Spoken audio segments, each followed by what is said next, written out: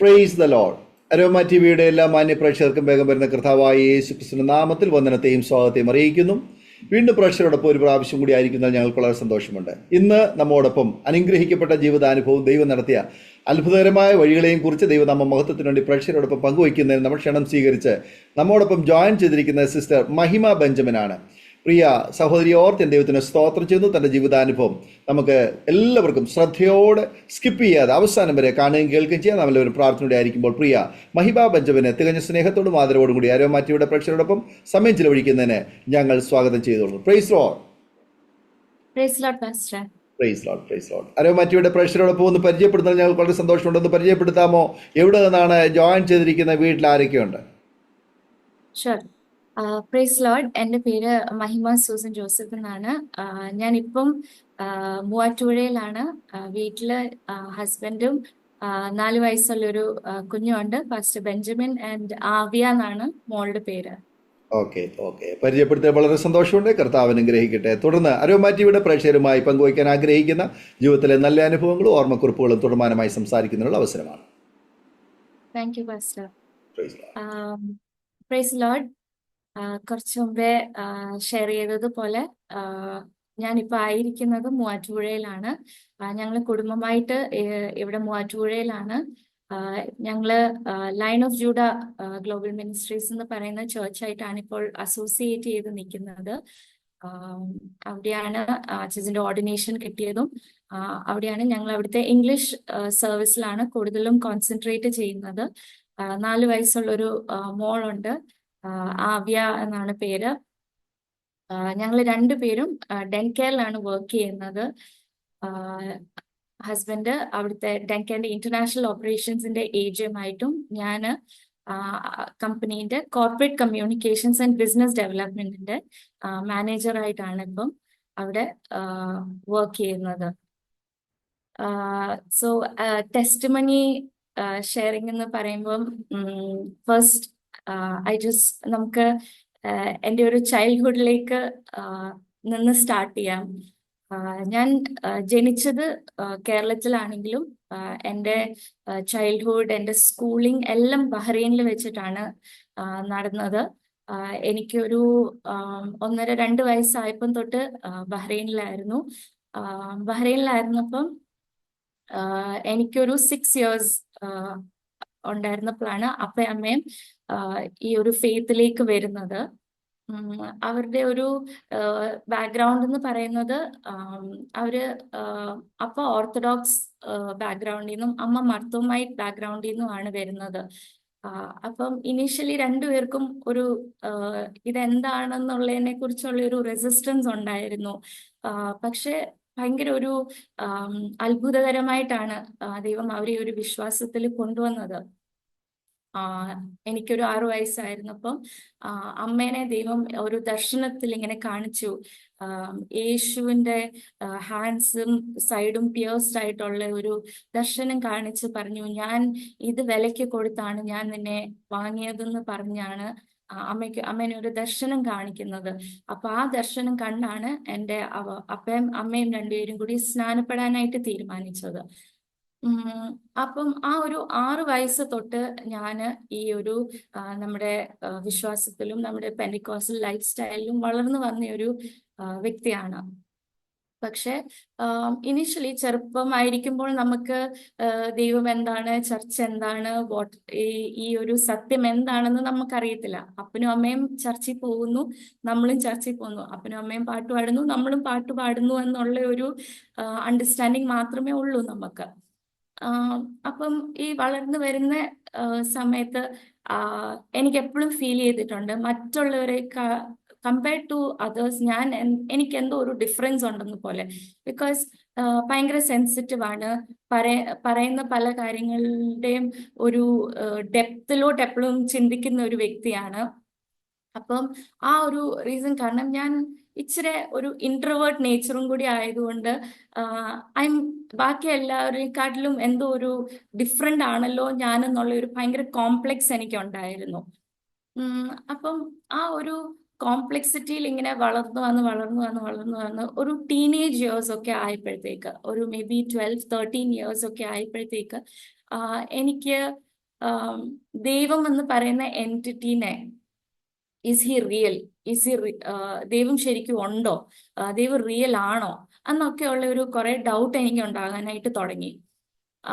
അപ്പം ആ ഡൗട്ടുകൾ, ഇവ though I am going to church, പപ്പയും അമ്മയും രണ്ടുപേരും ചേർച്ചിൽ നല്ല ആക്റ്റീവായിട്ട് നിൽക്കുന്ന രണ്ട് പേരാണ്. എന്നിട്ട് പോലും എനിക്ക് ആം, ഈ ഗോഡ് എന്ന് പറയുന്ന കോൺസെപ്റ്റിനെ എനിക്ക് ഫാദം ചെയ്യാൻ പറ്റുന്നില്ലായിരുന്നില്ല. അപ്പം ചർച്ചിൽ പോകുന്നുണ്ട്. അപ്പ ഓർത്തഡോക്സ് ബാക്ക്ഗ്രൗണ്ടിലാണ് ജനിച്ച് വളർന്നു വന്നെങ്കിലും അമ്മച്ചി ചെയ്ത ഒരു ഭയങ്കര ഒരു സീഡ് പ്ലാന്റ് ചെയ്തെന്ന് വെച്ച് കഴിഞ്ഞാൽ നല്ല പോലെ വചനം ഇമ്പാർട്ട് ചെയ്ത് കൊടുത്തിട്ടുണ്ടായിരുന്നു അപ്പയ്ക്ക്. അപ്പം അപ്പയെ അപ്പയുടെ അടുത്ത് നമ്മൾ എവിടുന്നെങ്കിലും ഒരു വാക്യം, അപ്പൊ ഇത് എവിടെയാ കിടക്കുന്നതെന്ന് ചോദിച്ചു കഴിഞ്ഞാൽ അപ്പയ്ക്ക് കണ്ണടച്ച് റെഫറൻസ് പറഞ്ഞു തരാൻ പറ്റും. സോ അതേ ഒരു കാര്യം by the grace of God എന്നിലേക്ക് ട്രാൻസ്ഫർ ചെയ്തു. Meaning the love for the word, ദൈവവചനത്തിനോടുള്ള ഒരു സ്നേഹം ട്രാൻസ്ഫർ ആയി. അപ്പം ചേർച്ചിലാണെങ്കിലും നമ്മുടെ യൂത്തിന്റെ ഇടയ്ക്കാണെങ്കിലും എനിക്ക് വേർഡ് അറിയാം, ബൈബിൾ വേഴ്സ് പറയാം, അല്ലെങ്കിൽ ഇന്ന വചനം ഇപ്പം 2 കൊരിന്ത്യൻസിലാണോ കൊളോഷ്യൻസിലാണോ കിടക്കുന്നതെന്ന് പറയാൻ പറ്റും. പക്ഷെ ആ വേർഡ് എൻ്റെ ലൈഫിൽ ഒരു റിയാലിറ്റി ആകുന്നില്ലായിരുന്നില്ല. അപ്പൊ പല വർഷങ്ങൾ അങ്ങനെ മുന്നോട്ട് പോയിക്കൊണ്ടിരുന്നു. അപ്പം അമ്മ എപ്പോഴും എന്നോട് പറയുമായിരുന്നു, എന്നെ വീട്ടിൽ അമ്മു എന്നാണ് വിളിക്കുന്നത്. അപ്പം അമ്മ എപ്പോഴും എന്നോട് പറയുമായിരുന്നു, അമ്മു നീ പരിശുദ്ധാത്മാവ് അഭിഷേകം പ്രാപിക്കാനായിട്ട് നീ പ്രാർത്ഥിക്കണം, നീ പ്രാർത്ഥിക്കണം എന്ന്. സോ ആ ടൈമിൽ ഞാൻ അത് അത്രയും കാര്യമാക്കിയിട്ടില്ലായിരുന്നില്ല. ബിക്കോസ് എനിക്ക് പറഞ്ഞു തന്ന ഒരു കാര്യമാണ്, ലൈക്ക് ഒരു മിസ് ഇൻഫർമേഷൻ എന്ന് വേണമെങ്കിൽ പറയാം. പറഞ്ഞു തന്നത്, ഞാൻ മിസ് ഇൻഫോംഡ് ആയിരുന്നു ഈ കാര്യത്തിൽ. എന്നോട് പറഞ്ഞു തന്നത് ദാറ്റ് നമ്മൾ യേശുവിനെ സ്വന്തം രക്ഷിതാവായിട്ട് റിസീവ് ചെയ്യുന്ന ടൈമിൽ തന്നെ നമ്മുടെ ഉള്ളിൽ പരിശുദ്ധാത്മാവ് ഉണ്ടല്ലോ. അപ്പം ഈ പരിശുദ്ധാത്മാവ് അഭിഷേകത്തിന്റെ കാര്യം എന്താണ് ഇനിയും? You already have the Holy Spirit. അപ്പൊ ഞാനും വിചാരിച്ചു, ശരിയാണല്ലോ, പരിശുദ്ധാത്മാവ് എൻ്റെ ഉള്ളിലുണ്ടല്ലോ. അപ്പം ഈ പരിശുദ്ധാത്മാവ് അഭിഷേകം എന്ന് പറഞ്ഞ് ഇനിയും സെപ്പറേറ്റ് ആയിട്ട് എന്താണ് ഇത്? സോ അതൊരു വെറും ഒരു എന്താ ചടങ്ങോ അല്ലെങ്കിൽ ഒരു റിലീജിയസ് കോൺസെപ്റ്റ് ആണെന്നുള്ള ഒരു തെറ്റിദ്ധാരണയിലായിരുന്നു ഞാൻ. അപ്പം ഞങ്ങള് വീട്ടിലായിരിക്കുന്ന സമയത്ത് പലപ്പോഴും അമ്മ എൻ്റെ അടുത്ത് പറയുമായിരുന്നു, അമ്മു നീ പരിശുദ്ധാത്മാവ് അഭിഷേകത്തിന് വേണ്ടി പ്രാർത്ഥിക്കണം, നീ പരിശുദ്ധാത്മാവ് അഭിഷേകം ആഗ്രഹിക്കണം എന്നെപ്പോഴും അമ്മ എൻ്റെ അടുത്ത് പറയുമായിരുന്നു. അപ്പം ഞാൻ ഈ ഒരു തെറ്റിദ്ധാരണ എൻ്റെ മനസ്സിൽ കിടക്കുന്നുണ്ട്, അതിനെക്കുറിച്ച് ഞാൻ കൂടുതൽ ഇൻട്രസ്റ്റ് കാണിക്കുകയോ അല്ലെങ്കിൽ അതിൽ ഒരു താല്പര്യം കാണിക്കുകയോ ഒന്നും ഞാൻ ചെയ്തിട്ടില്ലായിരുന്നില്ല. അപ്പം പിന്നെ അത് മാത്രമല്ല, ചേർച്ചിൽ ഞാൻ ഭയങ്കര ആക്ടിവിറ്റി ഫോക്കസ്ഡ് ആയിട്ടുള്ള ഒരു വ്യക്തിയായിരുന്നു. ഞാൻ പറഞ്ഞു, ഞാൻ ക്വയറിലുണ്ട്, ഞാൻ യൂത്ത് ഗ്രൂപ്പിലുണ്ട്, സൺഡേ സ്കൂളിലുണ്ട്, എല്ലാ ആക്ടിവിറ്റീസിനും മുന്നിൽ നിൽക്കുന്ന വ്യക്തിയാണല്ലോ. അപ്പം what is the need for all of this എന്നുള്ള ഒരു ചിന്തയിലായിരുന്നു ഞാൻ നിൽക്കുന്നത്. അപ്പം അങ്ങനെ നിൽക്കുന്ന സമയത്ത് സ്കൂളിംഗ് ഒക്കെ കഴിഞ്ഞു. സ്കൂളിങ്ങിന്റെ ടൈം എന്ന് പറഞ്ഞാൽ ഞാൻ പഠിക്കാൻ വലിയ ബ്രൈറ്റ് ആയിട്ടുള്ള ഒരു സ്റ്റുഡൻ്റ് ഒന്നും അല്ലായിരുന്നു. ജസ്റ്റ് ഒരു ആവറേജ് ഒരു സ്റ്റുഡൻ്റ് എന്ന് മാത്രമേ പറയാൻ പറ്റത്തുള്ളൂ. അപ്പം നമ്മൾ മാർക്ക് മേടിക്കുന്നുണ്ടോ എന്ന് ചോദിച്ചാൽ ഉണ്ട്. എന്നാ വലിയ എന്താ പറയാ, ലൈക്ക് ഭയങ്കര ബ്രൈറ്റ് സ്റ്റുഡൻസ് മേടിക്കുന്ന പോലത്തെ വലിയ പെർസെൻറ്റേജ് ഒന്നും ഞാൻ എൻ്റെ സ്കൂളിംഗ് ടൈമിൽ ഞാൻ അങ്ങനെ മേടിച്ചിട്ടില്ല. അപ്പം സ്കൂളിംഗ് എങ്ങനെയും കഴിഞ്ഞു. കോളേജിന് വേണ്ടിയിട്ട് ഉള്ള പ്രിപ്പറേഷൻസ് നടക്കുകയാണ്. സോ കോളേജിന്റെ പ്രിപ്പറേഷൻസ് നടക്കുന്ന ടൈമിൽ കുറെ ഓപ്ഷൻസ് വന്നു. അപ്പയുടെയും അമ്മയുടെയും ആഗ്രഹമായിരുന്നു എന്നെ കോട്ടയം CMS കോളേജിൽ പഠിപ്പിക്കണം എന്ന് ആഗ്രഹമായിരുന്നു. അപ്പം എന്നോട് BBA എന്ന് പറഞ്ഞ കോഴ്സിന് ജോയിൻ ചെയ്യാമെന്നുള്ള ഒരു എഗ്രിമെന്റിൽ ഞങ്ങൾ എല്ലാവരും എത്തി. അങ്ങനെ ഇരിക്കുന്ന ടൈമിലാണ് എനിക്ക് ജേർണലിസം എന്ന് പറയുന്ന ടോപ്പിക്കിനോട് അല്ലെങ്കിൽ ആ സബ്ജക്റ്റിനോട് എനിക്ക് ഭയങ്കര ആഗ്രഹം. അപ്പം ഞാൻ നല്ലപോലെ എഴുതും. അപ്പം ഞാൻ വിചാരിച്ചു എനിക്ക് ജേർണലിസം പഠിക്കണം എന്ന് ഭയങ്കര ഒരു ആഗ്രഹം. പക്ഷെ ഒബ്വിയസ്ലി ആ ഒരു ടൈമിൽ എന്ന് വെച്ചാൽ ഇതൊക്കെ 2012 2013 ആ ടൈമിലാണ്. അപ്പം ഉം, ഒരു പെങ്കൊച്ച് ആ ഫീൽഡിലോട്ട് പോയാൽ എങ്ങനെയായിരിക്കും എന്നുള്ള ഒരു കൺസേൺ എല്ലാ പേരൻസിനും ഉണ്ടാകുമല്ലോ. അപ്പൊ ഞാൻ ആഗ്രഹിക്കുന്ന കോഴ്സ് അന്ന് മുംബൈ യൂണിവേഴ്സിറ്റിയിൽ മാത്രമേ ഉണ്ടായിരുന്നുള്ളൂ. BMM എന്ന് പറഞ്ഞിട്ട്, ബാച്ചിലേഴ്സ് ഓഫ് മാസ് മീഡിയ എന്ന് പറഞ്ഞിട്ടുള്ള കോഴ്സ്. അപ്പം അപ്പയ്ക്കും അമ്മയ്ക്കും ഒരു ഡൗട്ട്. എന്റെ ടൈമില് പിള്ളേര് ബാംഗ്ലൂരിന് പോകുന്നുണ്ട്, നാട്ടിൽ വരുന്നുണ്ട്. ബോംബെയിൽ അങ്ങനെ ആരും പോയിട്ടില്ല ഇതുവരെ. ഞങ്ങളുടെ ചേർച്ചിൽ നിന്നാണെങ്കിലും ഞങ്ങളുടെ ആ ഒരു ഫെലോഷിപ്പ് സർക്കിളിൽ നിന്നാണെങ്കിലും ബോംബെയിലോട്ട് ആരും പോയിട്ടില്ലായിരുന്നില്ല. അപ്പം എൻ്റെ പേരൻസിനൊരു ഡൗട്ട്. അങ്ങനെ ഇരിക്കുന്ന ഒരു ടൈമിലാണ് ഒരു പാസ്റ്റർ വീട്ടിൽ വന്നിട്ട് ഇങ്ങനെ ഒരു പ്രൊഫസി പറഞ്ഞു. അത് നിങ്ങൾ 2 ഓപ്ഷൻസ് ആണ് നിങ്ങൾ നിങ്ങളുടെ മനസ്സിൽ കൂടി കിടക്കുന്നത്, പക്ഷെ ദൈവം ആഗ്രഹിക്കുന്നത് 2ാമത്തെ ഓപ്ഷൻ ആണെന്ന്. So first option is Kottayam CMS college, second option ആണ് ബോംബെയിലുള്ളത്. സെക്കൻഡ് ഓപ്ഷൻ ആണ് ദൈവം ആഗ്രഹിക്കുന്ന ഓപ്ഷൻ എന്ന് പറഞ്ഞു. അപ്പം അങ്ങനെ ഞങ്ങൾ ഡിസൈഡ് ചെയ്തു, ഓക്കെ ബോംബെക്ക് പോവുകയാണെന്നുള്ളത്. അപ്പം ബോംബെക്ക് പോവുകയാണെന്നുള്ള കാര്യത്തിൽ ഒരു കൺഫർമേഷൻ വന്നപ്പം അമ്മ വീണ്ടും പറയാൻ തുടങ്ങി, അമ്മു നീ പോവുകയാണ്, അമ്മ ആരും ഇല്ലാത്ത സ്ഥലത്തോട്ടാണ് നീ പോകുന്നത്, നമുക്ക് അവിടെ റിലേറ്റീവ്സോ അറിയാവുന്നവരോ ആരും ഇല്ലാത്തൊരു സ്ഥലത്തോട്ടാണ് നീ പോകുന്നത്. പക്ഷെ നിന്റെ കൂടെ പരിശുദ്ധാത്മാവ് ഉണ്ടെങ്കിൽ നീ പിന്നെ ആരെയും ആശ്രയിക്കേണ്ടി വരത്തില്ല. നിനക്ക് ബുദ്ധി പറഞ്ഞു തരാനും നിനക്ക് വിസ്ഡം പറഞ്ഞു തരാനും ഒക്കെ ഒരു അമ്മ ഞാൻ എങ്ങനെ നിന്നോട് കാര്യങ്ങൾ പറയുന്നു അതുപോലെ ഹോളി സ്പിരിറ്റ് നിന്റെ അടുത്ത് കാര്യങ്ങൾ പറഞ്ഞു തരും. അമ്മ ഇങ്ങനെ എൻ്റെ അടുത്ത് പറയുമായിരുന്നു, എനിക്കാണെങ്കിൽ ഒരു സമാധാനം ഉണ്ടാവും നിന്നെ അങ്ങോട്ട് വിടാനായിട്ട് എന്ന് ഇങ്ങനെ ഒരു കാര്യം പറയുമായിരുന്നു. അപ്പോഴും ഞാൻ വിചാരിച്ചു, ഓക്കെ കുഴപ്പമില്ല, ഹോളി സ്പിരിറ്റിനെ ഞാൻ പ്രാർത്ഥിക്കുന്നുണ്ടല്ലോ, അത്രയൊക്കെ മതിയല്ലോ എന്നുള്ള ഇത്. എന്നാലും ഈ ഒരു ദ ഫുൾനെസ് ഓഫ് ക്രിസ്ത്യൻ ലൈഫിലേക്ക് ഞാൻ വന്നിട്ടില്ലായിരുന്നു. അപ്പൊ അങ്ങനെ ഞാനും അപ്പയും കൂടി ഒരു മെയ് ജൂൺ മാസം ഞങ്ങൾ മുംബൈയിൽ അഡ്മിഷൻ എടുക്കാൻ പോയി. ആ ഒരു ടൈമില് ബോംബെ ചെന്ന് കഴിഞ്ഞപ്പോഴത്തേക്ക് എനിക്ക് അവിടുത്തെ കാലാവസ്ഥ, എനിക്ക് അവിടുത്തെ ഫുഡ്, എനിക്ക് അവിടുത്തെ വാട്ടർ, എനിക്കൊന്നും അക്കസ്റ്റംഡ് ആകുന്നില്ല എൻ്റെ ബോഡിക്ക്. അവിടെ ചെന്ന് 3ാമത്തെ 4ാമത്തെ ദിവസം എന്തോ ലൈക്ക് അപ്പയ്ക്ക് ഒരു ഷോർട്ട് ലീവാണ്, എനിക്ക് തോന്നുന്നു ഒരു 5 days 7 days എന്തോ ആണ് അപ്പൊ ജസ്റ്റ് അഡ്മിഷന്റെ കാര്യങ്ങൾക്ക് ഓടി വന്നത്. അപ്പം അപ്പയ്ക്കും പെട്ടെന്ന് തിരിച്ച് ജോലിക്ക് കയറണം, ഷോർട്ട് ലീവാണ്. അപ്പൊ തിരിച്ച് ബഹ്റൈനിലേക്ക് പോകുന്നതിന്റെ ഒരു 2-3 days മുമ്പ് എനിക്ക് വല്ലാണ്ട് വയ്യാതായി. ഈവൻ എനിക്ക് വെള്ളം പോലും കുടിക്കാൻ പറ്റുന്നില്ലായിരുന്നു, ബിക്കോസ് അതുപോലെ എനിക്ക് വോമിറ്റിംഗ് സ്റ്റാർട്ട് ചെയ്തു. ബിക്കോസ് അവിടുത്തെ ഫുഡ് ആൻഡ് വാട്ടർ ആയിട്ട് എനിക്ക് അഡ്ജസ്റ്റ് ആകാൻ പറ്റുന്നുണ്ടായിരുന്നില്ല. അപ്പം അങ്ങനെ ഇരിക്കുന്ന ടൈമിൽ അപ്പയ്ക്ക് ഭയങ്കര പേടി, ഈ കൊച്ചിനെ ഞാൻ ഇങ്ങനെ ആക്കിയിട്ട് പോകും ഇവിടുന്ന്. ബിക്കോസ് എനിക്ക് അപ്പം ഹിന്ദി അറിയില്ല, എനിക്ക് ഭാഷ യൂസ് ടു ആവുന്നില്ല, ഓൺലി ഇംഗ്ലീഷും മലയാളവും മാത്രമേ നമുക്ക് അറിയത്തുള്ളൂ.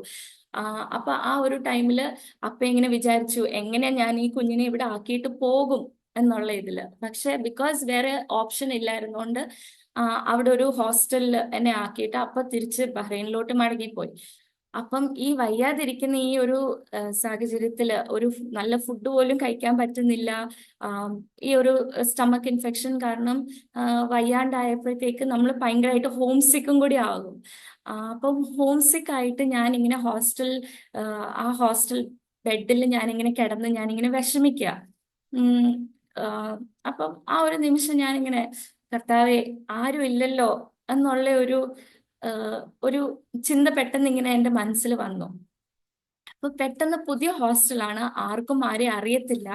അപ്പം വേഗം ആ മുറിയിലുള്ള ഒരു കൊച്ച് എൻ്റെ അടുത്തേക്ക് വന്നിട്ട്, ബിക്കോസ് അവിടെ ഒരു ഓട്ടോ വിളിക്കണമെങ്കിൽ പോലും നമുക്ക് ഒന്നെങ്കിൽ മറാഠി അല്ലെങ്കിൽ ഹിന്ദി അറിയണം, ഈ 2 ഭാഷകളും എനിക്കറിയില്ല.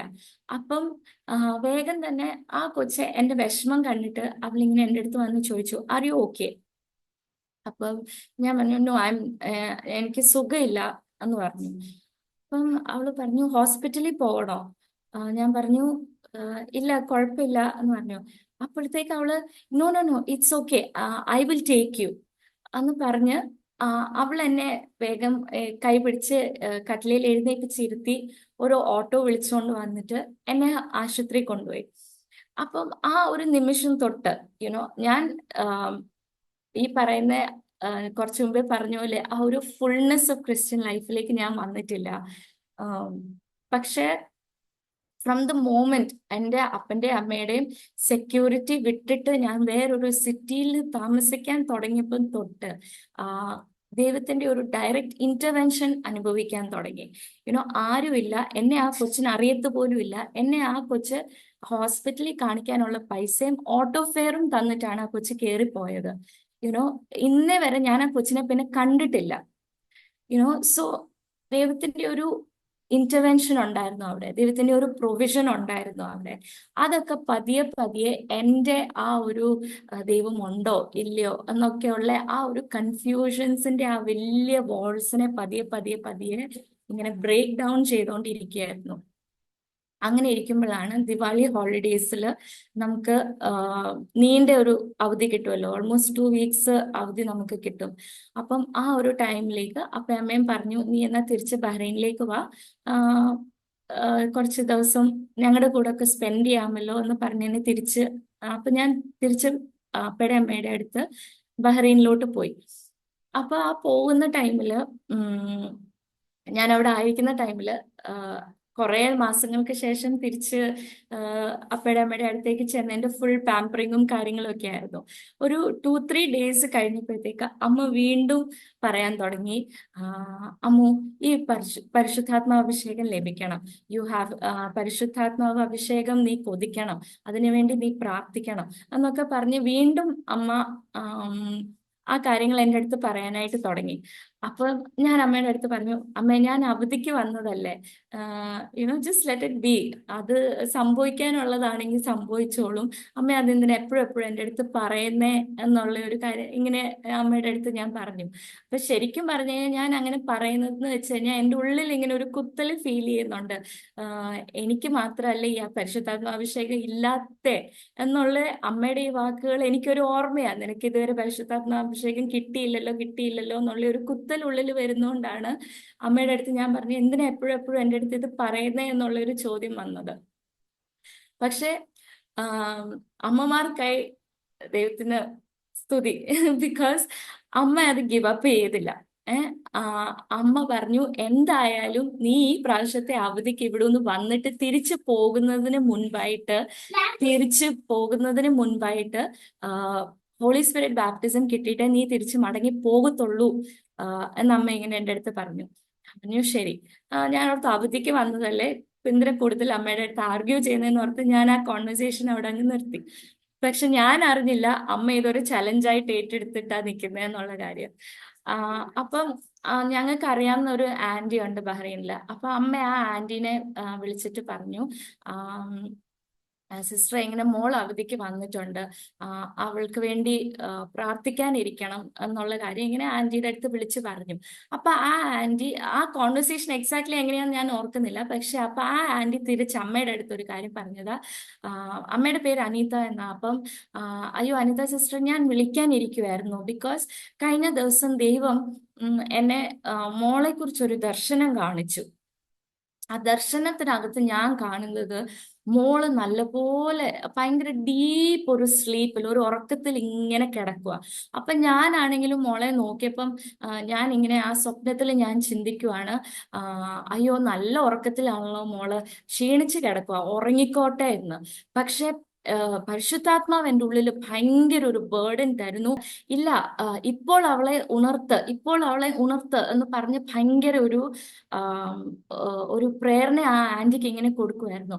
അപ്പോഴാണ് ആന്റിക്ക് മനസ്സിലായത്, ആള് വെറും ഒരു ഉറക്കമല്ല, ഫിസിക്കൽ സ്ലീപ്പിലല്ല, ആള് സ്പിരിച്വലായിട്ട് ഉറങ്ങിയിരിക്കുവാണെന്നുള്ളത്. അപ്പം നമ്മുടെ ബൈബിളിനകത്ത് ആ ഒരു ഫ്രേസ് ഉണ്ട്, സ്പിരിച്വലി അസ്ലീപ്പ് എന്ന് പറഞ്ഞു കഴിയുമ്പോൾ നമുക്ക് ആ ഒരു സ്പിരിച്വൽ റലത്തില് ദൈവം നമുക്ക് വേണ്ടി ചെയ്യുന്ന പ്രവൃത്തികളെ തിരിച്ചറിയാൻ പറ്റാത്ത ഒരു കണ്ടീഷൻ ആണ് സ്പിരിച്വലി അസ്ലീപ്പ് എന്ന് പറയുന്നത്. അപ്പം ദൈവം വചനം വായിക്കുന്നുണ്ട്, പക്ഷെ അത് ഗ്രഹിക്കാൻ പറ്റുന്നില്ല. പ്രാർത്ഥിക്കാൻ ഇരിക്കുന്നുണ്ട്, പക്ഷെ അതിനകത്തൊന്ന് ലൈക്ക് ആ ഒരു സ്പിരിച്വൽ റലത്തിലോട്ട് കയറി ഒന്ന് പ്രാർത്ഥിക്കാനോ ആരാധിക്കാനോ പറ്റുന്നില്ല. അതാണ് ഒരു സ്പിരിച്വൽ ഉറക്കം, ഒരു സ്പിരിച്വൽ ആ ഒരു അസ്ലീപ്പ് ആയിട്ടുള്ള ഒരു കണ്ടീഷൻ ആണ് അത്. അപ്പം ആന്റി പറഞ്ഞു, എന്നാ അനിത നമുക്ക് ഇരിക്കണം, മോൾക്ക് വേണ്ടി പ്രാർത്ഥിക്കാനായിട്ട് നമുക്ക് ഇരിക്കണം എന്ന് പറഞ്ഞിട്ട് ആന്റി പറഞ്ഞു ഒരു കാര്യം ചെയ്യാം, 3 ദിവസം ഉപവാസം എടുത്ത് നമുക്ക് ഈ പ്രാർത്ഥനയ്ക്ക് ഇരിക്കാം എന്ന് പറഞ്ഞു ആന്റി. അപ്പൊ അമ്മ എൻ്റെ അടുത്ത് വന്നിട്ട് പറഞ്ഞു 3 days ഫാസ്റ്റിംഗ് ഇരിക്കണം. ആ, ആ, ആന്റി ഇങ്ങനെ പറഞ്ഞു, ഇതിന് വേണ്ടിയിട്ട് ഹോളി സ്പിരിറ്റ് ബാപ്റ്റിസത്തിന് വേണ്ടിയിട്ട് എന്ന് പറഞ്ഞു. അപ്പൊ ഞാൻ ചിന്തിക്കുന്നത് ഓക്കെ കുഴപ്പമില്ല, ബിക്കോസ് അവധിക്കല്ലേ വന്നത്, അപ്പം എന്തായാലും രാവിലെ ഒന്നും എഴുന്നേക്കണ്ട. നമ്മൾ സ്കൂളിലും കോളേജിലും ഒക്കെ പഠിക്കുമ്പം അവധി ദിവസങ്ങൾ ഇച്ചിരി ലേറ്റ് ആയിട്ട് എഴുന്നേറ്റു, എന്തെങ്കിലുമൊക്കെ കഴിച്ചു. അപ്പൊ ഞാനോർത്തു രാവിലെ എഴുന്നേറ്റു. അപ്പൊ അമ്മ എൻ്റെ അടുത്ത് പറഞ്ഞു നീ ഒരു നേരം ഉപവസിച്ചാൽ മതി എന്ന് പറഞ്ഞു. ഞാൻ പറഞ്ഞു ഓക്കെ കുഴപ്പമില്ല, രാവിലെ 10 മണിക്ക് എഴുന്നേറ്റ് കഴിഞ്ഞ് കഴിഞ്ഞാൽ 12 മണി വരെ ഉപവസിച്ചാൽ മതിയല്ലോ, അത് കഴിഞ്ഞ് 1 മണിയാകുമ്പോൾ ചോറ് കഴിക്കും, കുഴപ്പമൊന്നുമില്ല എന്നുള്ള ഒരു ഭയങ്കര ഒരു ഈസി കം ഈസി ഗോ ഒരു രീതിയിലാണ് ഞാൻ അമ്മ ഇത് പറഞ്ഞപ്പോൾ ഞാൻ എടുത്തത്. അപ്പം എനിക്ക് എന്താ, what I didn't know was that എല്ലാ ദിവസവും രാവിലെ 7:30 മണിയാകുമ്പോൾ ഈ ആന്റി ഞങ്ങളുടെ വീട്ടിൽ പ്രാർത്ഥിക്കാൻ വരുമോ എന്നുള്ള കാര്യം അപ്പോൾ എനിക്ക് അറിയത്തില്ലായിരുന്നു. പക്ഷെ ഉപവാസം എടുക്കണമെന്ന് പറഞ്ഞ പിറ്റേ ദിവസം രാവിലെ തൊട്ട് എല്ലാ ദിവസവും രാവിലെ 7:30 മണിയാകുമ്പോൾ 7:08 മണിയാകുമ്പോൾ ആന്റി വീട്ടിൽ പ്രാർത്ഥിക്കാനായിട്ട് വരുമായിരുന്നു. അപ്പം ഫസ്റ്റ് ഡേ ഞങ്ങൾ പ്രാർത്ഥിക്കാനായിട്ടിരുന്നു, ആരാധിച്ചു, പ്രാർത്ഥിച്ചു. ആന്റി കുറെ വചനം എനിക്ക് പറഞ്ഞു തന്നു, അത് ഞാൻ കേട്ടു. ഞാൻ പറഞ്ഞു ഓക്കെ ഫൈൻ എന്ന് പറഞ്ഞ് പോയി. 2-മത്തെ ദിവസം ആന്റി ഇങ്ങനെ വന്നിരുന്ന് പ്രാർത്ഥിച്ചു, പോയി. 3-മത്തെ ദിവസം ആന്റി കയറി വന്നപ്പം ആന്റി അമ്മയുടെ അടുത്ത് പറഞ്ഞു അനിത ഞാൻ മോളുടെ കൂടെ ഒറ്റയ്ക്ക് കുറച്ചു നേരം ഇരിക്കട്ടെ എന്ന് പറഞ്ഞു. അപ്പൊ എൻ്റെ ഉള്ളിലൊരു പേടി, അയ്യോ എന്താ ഈ ആന്റി ഒറ്റയ്ക്ക് എൻ്റെ കൂടെ ഇരിക്കണമെന്ന് പറയുന്നത്. നമ്മൾ പലപ്പോഴും ഇങ്ങനെ പാസ്റ്റർമാരോ അല്ലെ പ്രവാചകന്മാരോ ഇങ്ങനെ പ്രാർത്ഥിക്കുന്ന ആന്റിമാരോ ഒക്കെ വരുമ്പോൾ നമ്മൾ ചിന്തിക്കും കർത്താവ് ഞാൻ എന്ത് പാപമാണ് ഞാൻ ചെയ്തേ എന്നുള്ള ഒരു പെട്ടെന്നൊരു ചിന്തയിലോട്ടാണ് നമ്മൾ പോകുന്നത്. അപ്പൊ ആന്റി പറഞ്ഞു പേടിക്കേണ്ട മോളെ, ഒന്നുമില്ല, എനിക്ക് ജസ്റ്റ് നിന്റെ അടുത്ത് ഒന്ന് സംസാരിക്കണം എന്നേ ഉള്ളൂ എന്ന് പറഞ്ഞിട്ട് ഞാനും പ്രസന്ന എന്നാണ് ആന്റിയുടെ പേര്. അപ്പം പ്രസന്ന ആന്റി ഞാനും കൂടി റൂമിലോട്ട് കയറിയിരുന്നു പ്രാർത്ഥിക്കാൻ. അപ്പൊ ആന്റി എന്നോട് ചോദിച്ചു മോളെ എന്താ നിന്റെ തടസ്സം, എന്താണ് നിനക്ക് ആരാധിക്കാൻ പറ്റാത്ത, എന്തെങ്കിലും വിഷയങ്ങളുണ്ടോ? ഞാൻ പറഞ്ഞു ഇല്ല ആന്റി ഒന്നും കുഴപ്പമൊന്നുമില്ല എന്ന് പറഞ്ഞു. ആന്റി പറഞ്ഞു ഇനിയും എല്ലാവരും കൂടി ഇരിക്കുമ്പോൾ മോൾക്ക് എന്തെങ്കിലും ഒരു നാണോ അങ്ങനെ എന്തെങ്കിലും ഫീൽ ചെയ്യുന്നോണ്ടാണോ? ഞാൻ പറഞ്ഞു ഇല്ല ആന്റി അങ്ങനെയൊന്നും ഇല്ല. ആന്റി പറഞ്ഞു എന്നാ ഒരു കാര്യം ചെയ്യാം, നമുക്ക് മാത്രം ഇരുന്ന് പാട്ടുപാടി കൈകൊട്ടി നമുക്ക് ആരാധിക്കാമെന്ന് പറഞ്ഞു. ഞാൻ പറഞ്ഞു ഓക്കെ ആന്റി നോ പ്രോബ്ലം. എന്നിട്ട് ഞങ്ങൾ അറിയാവുന്ന ഒരു മലയാളം പാട്ടെടുത്ത് ഞങ്ങൾ പാടി കൈയൊക്കെ കൊട്ടി ആരാധിച്ച് ഇങ്ങനെ ഇരിക്കാം. അപ്പം അപ്പം ആന്റി പെട്ടെന്ന് ഇങ്ങനെ ആന്റി ഇങ്ങനെ ആരാധിച്ചുകൊണ്ടിരുന്നപ്പം പെട്ടെന്ന് ആന്റി താഴെ വീണ് നിലവിളിച്ച് കരയാനായിട്ട് തുടങ്ങി. ആന്റി ഇങ്ങനെ അപ്പൊ ഞാൻ കണ്ണടച്ചിരിക്കും. അപ്പൊ എനിക്കൊരു ഇത് കണ്ണ് തുറന്ന് നോക്കണോ ആന്റിക്ക് എന്താ പറ്റിയെന്ന്. പക്ഷെ ഞാൻ പറഞ്ഞു ഇല്ല കുഴപ്പമില്ല ഒന്നും ഇല്ലായിരിക്കും എന്ന് പറഞ്ഞ് ഞാനിങ്ങനെ കണ്ടിന്യൂ ടു വർഷിപ്പ്. അപ്പം അങ്ങനെ നടന്നുകൊണ്ട് അത് കഴിഞ്ഞിട്ട് ആന്റി കണ്ണു തുറന്നിട്ട് എന്നോട് ചോദിച്ചു മോളെ നിനക്ക് എന്തെങ്കിലും അനുഭവപ്പെടുന്നുണ്ടോ എന്ന് ചോദിച്ചു. അപ്പൊ ഞാൻ പറഞ്ഞു ഇല്ല ആന്റി എനിക്കൊന്നും അനുഭവപ്പെടുന്നില്ലല്ലോ എന്ന് പറഞ്ഞു. അപ്പം ആന്റി എന്നോട് ചോദിച്ചു നിനക്കൊന്നും അനുഭവപ്പെടുന്നില്ലേ, അതെങ്ങനെയാ മോളെ, നിന്റെ തൊട്ടടുത്ത് യേശു വന്ന് നിൽക്കുന്നല്ലോ എന്ന് ഇങ്ങനെ എൻ്റെ അടുത്ത് പറഞ്ഞു.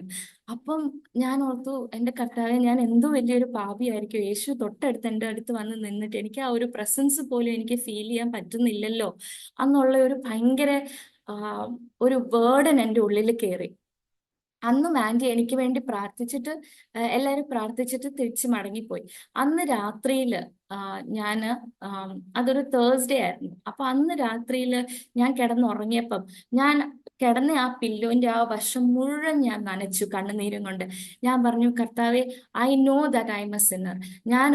ഞാൻ ഇതിനു മുമ്പ് ഒരു സിന്നേഴ്സ് പ്രെയർ പറഞ്ഞിട്ടുണ്ട്, പക്ഷെ അതൊരു ഒരു എന്താ പറയാ ഒരു ചടങ്ങ് എന്നുള്ള ഒരു ഭാഗമായിട്ട് മാത്രമേ ഞാൻ പറഞ്ഞിട്ടുള്ളൂ. പക്ഷെ അന്നാണ് ഫസ്റ്റ് ടൈം ആയിട്ട് ഞാൻ റിപ്പൻറ്റ് ചെയ്തത്.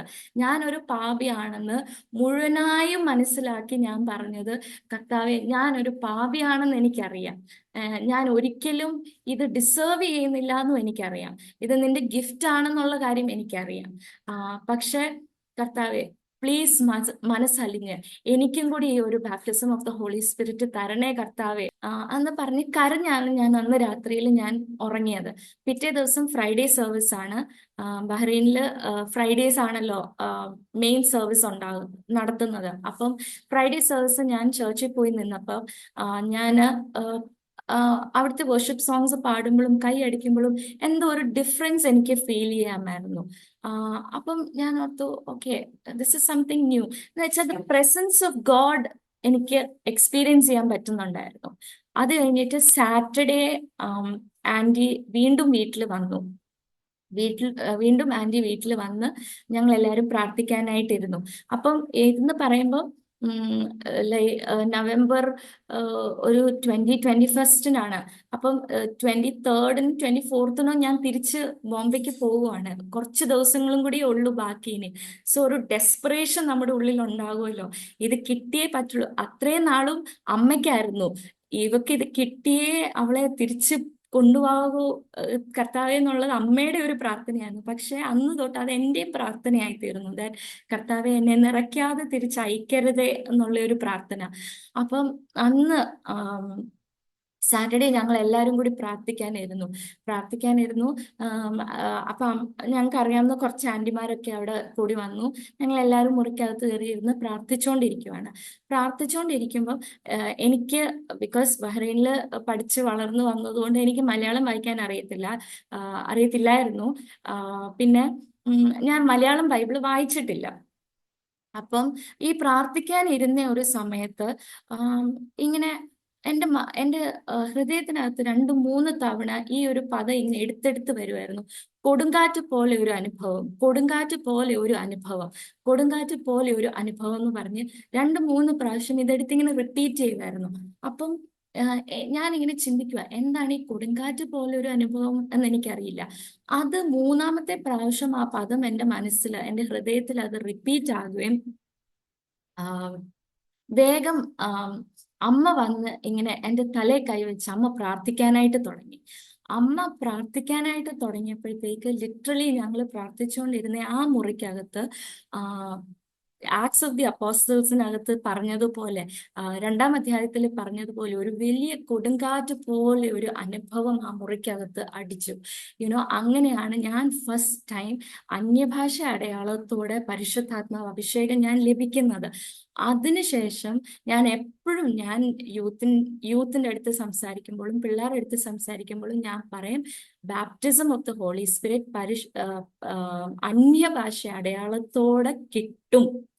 അത് നിങ്ങൾ എത്ര വലിയ പാപിയാണെന്ന് നിങ്ങൾ വിശ്വസിച്ചാലും, ഈ ഒരു ബാപ്റ്റിസം ഓഫ് ദ ഹോളി സ്പിരിറ്റിനെ ഡിസേർവ് ചെയ്യുന്നില്ല എന്ന് വിചാരിച്ചാലും, ദൈവം ആഗ്രഹിക്കുന്നുണ്ട്, നമുക്കത് ലഭിക്കണം എന്ന് ദൈവം ആഗ്രഹിക്കുന്നുണ്ട്. അപ്പം അങ്ങനെയാണ് ഞാൻ ഈ ഒരു baptism of the Holy Spirit ലഭിച്ചു. അന്യഭാഷ അടയാളത്തോടെ baptism of the Holy Spirit ലഭിച്ചു. ഇതൊരു 3-3.5 വർഷത്തിന്റെ കാത്തിരിപ്പിന് ശേഷമാണ് എനിക്കിത് കിട്ടിയത്. ബിക്കോസ് ഞാൻ സ്നാനപ്പെടുന്നത് 2010-ലാണ് ഞാൻ സ്നാനപ്പെടുന്നത്. പക്ഷെ 2013 നവംബറിലാണ് എനിക്ക് ഈ ഒരു baptism of the Holy Spirit എനിക്ക് കിട്ടുന്നത്. സോ നമ്മൾ ചിലപ്പം വിചാരിക്കും, സ്നാനപ്പെട്ടിട്ട് ഇത്രയും കാലം ആയല്ലോ, അല്ലെങ്കിൽ യേശുവിനെ സ്വന്തം രക്ഷിതാവായിട്ട് സ്വീകരിച്ചിട്ട് ഇത്രയും കാലം ആയല്ലോ, എനിക്ക് എന്താ ഇത് കിട്ടാത്തേ എന്നുള്ള ഒരു വിചാരം ചിലപ്പോൾ നമ്മുടെ ഉള്ളിൽ ഉണ്ടായിരിക്കും. അപ്പൊ ഇത് കിട്ടാതെ കുറെ നാള് വന്നപ്പോഴത്തേക്ക് ഞാൻ ഓർക്കുന്നുണ്ട്, ഞങ്ങളുടെ ചെങ്ങന്നൂർ വീട്ടിലൊരു പാസ്റ്റർ വന്നപ്പം ആ പാസ്റ്റർ എൻ്റെ അടുത്ത് പറഞ്ഞ ഒരു കാര്യമാണ്, മോളെ, ദൈവം നിന്നെ വെയിറ്റ് ചെയ്യിപ്പിക്കുന്നുണ്ടെങ്കിൽ അത് ചെറുതായിട്ടുള്ളൊരു അഭിഷേകമായിരിക്കത്തില്ല, അത് വലുതായിട്ടുള്ളൊരു അഭിഷേകമായിരിക്കുമെന്ന്. അന്നത്തെ ആ ഒരു 18 വയസ്സ് പ്രായമുള്ള ആ ഒരു ആൾക്ക് ബെയർ ചെയ്യാൻ പറ്റാവുന്നതിൻ്റെ അപ്പുറം ആണ് അന്ന് ആ ഒരു ഹോളി സ്പിരിറ്റിന്റെ ബാപ്റ്റിസം ഉണ്ടായത്. അതിനുശേഷം ഞാൻ തിരിച്ച് ബോംബെയിലേക്ക് മടങ്ങി ചെന്നു. ബോംബെയിലേക്ക് മടങ്ങി ചെന്നപ്പോഴത്തേക്ക് ഫുൾ എൻ്റെ ആ ഒരു, ഞാൻ ഇവിടെ ഒറ്റയ്ക്കാണ്, എനിക്ക് ആരുമില്ല, ഒന്നും എനിക്കൊരു വിഷയമല്ലായിരുന്നു. ഞാൻ രാവിലെ എഴുന്നേൽക്കുന്നു, കോളേജ് അറ്റൻഡ് ചെയ്യുന്നുണ്ട്, ഞാൻ ക്ലാസ്സസ് അറ്റൻഡ് ചെയ്യുന്നുണ്ട്. പക്ഷെ എനിക്ക് ഈ പറഞ്ഞ ലോൺലിനെസ്സോ, എനിക്കിവിടെ ആരും ഇല്ല, അല്ലെങ്കിൽ ഹോം സിക്ക് ആയിട്ട് നമുക്ക് ഭയങ്കര ഒരു മാനസികമായിട്ട് ഒരു ഭയങ്കര ബുദ്ധിമുട്ടുണ്ടാകുമല്ലോ, അതൊന്നും ഫേസ് ചെയ്യുന്നില്ല. രാവിലെ എഴുന്നേൽക്കുന്നു, കോളേജിൽ പോകുന്നു, ക്ലാസ്സസ് അറ്റൻഡ് ചെയ്യുന്നു. അതിനുശേഷം നേരത്തെ ഈ ഒരു baptism of the Holy Spirit കിട്ടുന്നതിന് മുൻപായിട്ട് ക്ലാസ്സസ് കഴിഞ്ഞ് ഇറങ്ങിയിട്ട്, ഞങ്ങളുടെ വിൽസൺ കോളേജിലാണ് ഞാൻ പഠിച്ചത്. അപ്പം വിൽസൺ കോളേജിന് നല്ലൊരു ചാപ്പലുണ്ട്. അപ്പൊ ഞാന് ക്ലാസ്സസ് കഴിഞ്ഞ് നേരെ ചാപ്പലിലോട്ട് പോയി. അവിടെ ഒരു ഗ്രാൻഡ് പിയാനോ ഉണ്ടായിരുന്നു. അപ്പൊ ആ പിയാനോ പഠിക്കാനായിട്ട് ഞാൻ ചുമ്മാതെ അവിടെ ഉള്ള പിള്ളേരോട് സംസാരിച്ച് അത് പഠിക്കാനായിട്ട് നോക്കും. വേറെ അങ്ങനെ വേറെ കൂട്ടുകെട്ടൊന്നുമല്ല, ഈ ചാപ്പലിൽ വരുന്ന പിള്ളേരുടെ കൂടെ ഇരുന്ന് സംസാരിക്കുന്നു, സമയം ചെലവഴിക്കുന്നു, കാര്യങ്ങൾ ചെയ്യുന്നു. പക്ഷെ ഈ ഒരു baptism of the Holy Spirit കിട്ടിയതിന് ശേഷം എനിക്ക് ചാപ്പലിൽ പോലും പോകാൻ എനിക്ക് തോന്നുന്നില്ല. ഞാൻ ചിന്തിക്കുന്നത്, എനിക്ക് എങ്ങനെയും തിരിച്ച് എൻ്റെ ഹോസ്റ്റൽ മുറിയിലോട്ട് ചെല്ലണം, അവിടെ എനിക്ക് വേണ്ടി ഒരാൾ കാത്തിരിക്കുന്നുണ്ട് എന്നുള്ള ഒരു ഭയങ്കര ഒരു ഒരു ഒരു എക്സ്പെക്റ്റേഷൻ ആയിരുന്നു എൻ്റെ ഉള്ളിൽ. ലിറ്ററലി ഞാൻ പറയാം, ഞാൻ ക്ലാസ് കഴിഞ്ഞ് 1:30 ആകുമ്പോൾ ഞാൻ എൻ്റെ കോളേജിൽ നിന്ന് ഇറങ്ങി കഴിഞ്ഞു കഴിഞ്ഞാൽ ഒരു 1:45 2 o'clock ആകുമ്പോഴത്തേക്ക് ഞാൻ എൻ്റെ ഹോസ്റ്റലിൽ എത്തും. ഹോസ്റ്റലിൽ എത്തി ഞാൻ ആ ഹോസ്റ്റൽ മുറിയിലോട്ട് ഞാൻ കയറി ഡോർ അടച്ച് വിരിച്ച് ഞാൻ മുട്ടുകുത്തുമ്പോഴത്തേക്ക് ഞാൻ ആ മുട്ടുകുത്തുകയും ദൈവ സാന്നിധ്യം ഇറങ്ങിയ പോലത്തെ ഒരു അനുഭവമായിരുന്നു. ഞാൻ സംസാരിക്കുന്നു, ദൈവം തിരിച്ച് സംസാരിക്കുന്നു. ഈ എന്താ പറയാ, ഈ ഭയങ്കര ചൂടുള്ള സമയത്ത് നമ്മൾ എന്തെങ്കിലും തണുത്തത് കിട്ടിയായിരുന്നെങ്കിൽ എന്ന് കൊതിക്കത്തില്ല. അപ്പൊ അത് കിട്ടിക്കഴിഞ്ഞിട്ട് നമ്മൾ അത് കുടിക്കുമ്പോൾ എന്ത് സുഖമാണ്. അതുപോലെ ഇത്രയും നാളും എന്തോ ഡ്രൈ ആയിട്ട് വരണ്ടിരുന്നിടത്തോട്ട് ഒരു വെള്ളം ഒഴിക്കുമ്പം ആ ലാൻഡ് അതിനെങ്ങനെ എന്താ പറയാ, അത് സക്ക് ചെയ്തെടുക്കുന്നു എന്ന് പറയുന്ന പോലെ ആയിരുന്നു വേർഡ് ഓഫ് ഗോഡ് വായിക്കുമ്പോഴത്തേക്ക്. എനിക്ക് ഭയങ്കര റീജുവിനേഷൻ ആയിരുന്നു. എൻ്റെ അടുത്ത് ആരോ ഇരുന്ന് എൻ്റെ അടുത്ത് ഇങ്ങനെ ഓരോ വാക്യങ്ങൾ പറഞ്ഞു തരുന്നു. ആ വാക്യങ്ങളുടെ ആഴങ്ങൾ പറഞ്ഞു തരുന്നു. അതിനകത്തുള്ള ജെംസ് ഇങ്ങനെ പിറക്കി പിറക്കി ആരോ എനിക്കിങ്ങനെ എടുത്തു തരുന്ന പോലത്തെ അനുഭവങ്ങളായിരുന്നു എനിക്ക് ആ ഒരു ടൈമില്. യുനോ, ഞാൻ നേരത്തെ പറഞ്ഞ പോലെ അപ്പയുടെ അടുത്തുനിന്ന് എനിക്ക് ദൈവവചനത്തിന് ഉള്ള സ്നേഹമാണ് ലഭിച്ചെങ്കിൽ, അമ്മയുടെ അടുത്തുനിന്ന് ദൈവമായിട്ടുള്ള ഒരു ഇന്റിമസിയാണ് എൻ്റെ ഉള്ളില് യുനോ ഇതായത്, ട്രാൻസ്ഫർ ആയത്. ബിക്കോസ് ആ ഒരു ടൈമിൽ എനിക്ക് അവിടെ അപ്പയമ്മ ഇല്ലാന്നോ ഞാൻ ഒറ്റയ്ക്കാണെന്നോ ഒന്നും ഉള്ള ഒരു ഒരു ഒരു വിഷമം എനിക്ക് ഉണ്ടാകുന്നില്ല. മാനുഷികമായിട്ട് ചിന്തിക്കുമ്പം ഉണ്ട്. പക്ഷെ ആ വിഷമിച്ചിരിക്കുമ്പോൾ തന്നെ ദൈവം ഇറങ്ങി വന്ന്, മോളെ നീ എന്തിനാ വിഷമിക്കുന്നത്, ഞാനില്ലേ നിന്നോട് കൂടെ എന്ന് പറയുന്ന പോലത്തെ അനുഭവങ്ങൾ എനിക്ക് ഉണ്ടായിട്ടുണ്ട്. ഒരു പ്രാവശ്യം ഞാൻ പറയാം, ലാംഗ്വേജ് എനിക്ക് അറിയില്ല എന്ന് പറഞ്ഞല്ലോ. അപ്പം ആ ഒരു ടൈമില് ഞാൻ ഹോസ്റ്റൽ മുറിക്കകത്ത് ഇങ്ങനെ ഇരിക്കുമ്പോൾ എൻ്റെ രണ്ട് റൂംമേറ്റ്സ് അവരെന്തോ ഹിന്ദിയിൽ ഇങ്ങനെ പറഞ്ഞ് എന്നെ കളിയാക്കി. അപ്പം ആ കളിയാക്കിയത് എനിക്ക് ഭയങ്കരമായിട്ട് വിഷമായി. ബിക്കോസ് നമുക്ക് ഒന്നാമത് ലാംഗ്വേജ് അറിയത്തില്ല, എന്താണ് ഇവരിങ്ങനെ നമ്മളെ മാറ്റി നിർത്തി ഇങ്ങനെ കളിയാക്കി അവരുടെ ഭാഷയിൽ പറയുന്നത് എന്നുള്ള ഒരു വിചാരം നമുക്കുണ്ടാവുമല്ലോ. അപ്പം എനിക്കത് ഭയങ്കര വിഷമായി. അപ്പം പെട്ടെന്ന് എനിക്കിങ്ങനെ അമ്മയുടെ അടുത്ത് പോകണം എന്നുള്ള ഒരു ചിന്ത ഇങ്ങനെ ഉള്ളിൽ വന്നു. അപ്പം കണ്ണൊക്കെ ഇങ്ങനെ ഓൾമോസ്റ്റ് നിറഞ്ഞു വന്നു. എന്നാലും ഞാൻ പറഞ്ഞു ഓക്കെ, കുഴപ്പമില്ല എന്ന് പറഞ്ഞ് ഞാനിങ്ങനെ അവരെ മൈൻഡ് ചെയ്തില്ല, ഒന്നും ചോദിക്കാനും ഒന്നും പോയില്ല. ഞാൻ കട്ടിലയിലോട്ട് ഞാനിങ്ങനെ കിടക്കാനായിട്ട്, നൈറ്റാ, ഒരു 10-10:30 ഒരു ടൈമാ. അപ്പം ഞാൻ കിടക്കാനായിട്ട് പോയപ്പോഴത്തേക്ക് അവരങ്ങനെ കളിയാക്കിയത് എനിക്ക് ഭയങ്കര വിഷമായിരുന്നു. പക്ഷെ പെട്ടെന്ന് എൻ്റെ അടുത്ത് അവിടെ ആരോ വന്ന് ഇരുന്നിട്ട് ഒരു അമ്മ കുഞ്ഞിന്റെ തലയെടുത്ത് മടി വെച്ച് തലോടുന്ന പോലെ ആരോ അവിടെ ഇരുന്ന് എന്നെ ഇങ്ങനെ തലോടിക്കൊണ്ടാണ് ഞാൻ അന്ന് രാത്രി ഞാൻ ഉറങ്ങിയത്. ആ ആ ഒരു ദൈവസ്നേഹത്തിന്റെ അകത്ത് എന്നെ ഇങ്ങനെ മൂടി എന്നെ ഉറക്കി. ഉറക്കിയിട്ട് രാവിലെ എഴുന്നേൽക്കുമ്പം ഇങ്ങനെ ഒരു ഇൻസിഡന്റ് ഉണ്ടായെന്നുള്ളത് ലോജിക് മൈൻഡിൽ എനിക്കറിയാം. പക്ഷെ അതിന്റെ ഒരു വേദനയോ അതിന്റെ ഒരു എന്നാലും അവരെന്നെ കുറിച്ച് അങ്ങനെ പറഞ്ഞല്ലോ എന്നുള്ള ഒരു വിചാരം പോലും ഇല്ലാതെ റെസ്റ്റ് ഓഫ് ദി ഡേ എനിക്ക് ക്യാരി ഓൺ ചെയ്യാൻ പറ്റി.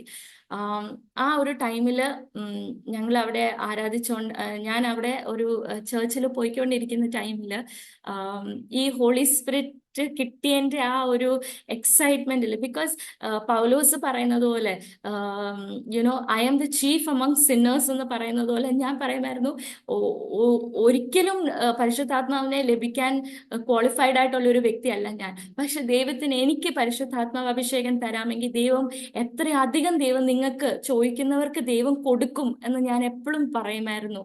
അപ്പം അങ്ങനെ ഇരിക്കുന്ന ഒരു ടൈമിലാണ് ഞാൻ പോയിക്കൊണ്ടിരുന്ന ചേർച്ച് നല്ലൊരു ചേർച്ചായിരുന്നു, ആരാധനയും കാര്യങ്ങളും ഒക്കെ ഉണ്ടായിരുന്നു. പക്ഷെ പരിശുദ്ധാത്മാവിന്റെ ആ ഒരു ഫുൾനെസ്സിലുള്ള ഒരു ആരാധന അവിടെ വെളിപ്പെടുന്നില്ലായിരുന്നു ഞാൻ പോകുന്ന സമയത്ത്.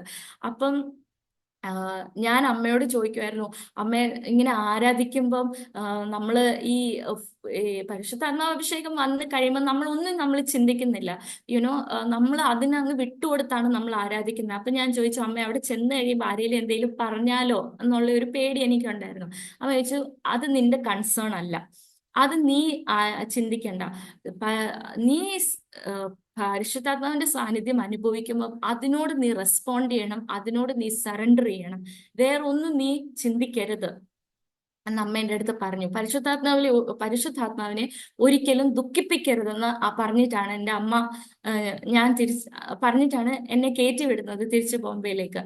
അപ്പൊ ഞാൻ പറഞ്ഞു, ശരിയാ, എന്തായാലും ഇത്രയും കാത്തിരുന്ന ഒരു കാര്യമല്ലേ, അത് ഞാൻ വേസ്റ്റ് ആക്കത്തില്ലല്ലോ. അതിപ്പോ മുറിയിലാണെങ്കിലും കോളേജ് ക്യാമ്പസിൽ നടക്കുവാണെങ്കിലും ചർച്ചിൽ ആരാധിക്കുമ്പോഴാണെങ്കിലും ഹോളി സ്പിരിറ്റിന്റെ പ്രസൻസ് വരുമ്പോൾ ഞാൻ വിട്ടുകൊടുക്കും, ഞാൻ അതിനോട് സറണ്ടർ ചെയ്യുമെന്നുള്ള ഒരു തീരുമാനത്തോടാണ് ഞാൻ അന്ന് രാവിലെ ഞാൻ ചർച്ചിൽ പോകുന്നത്.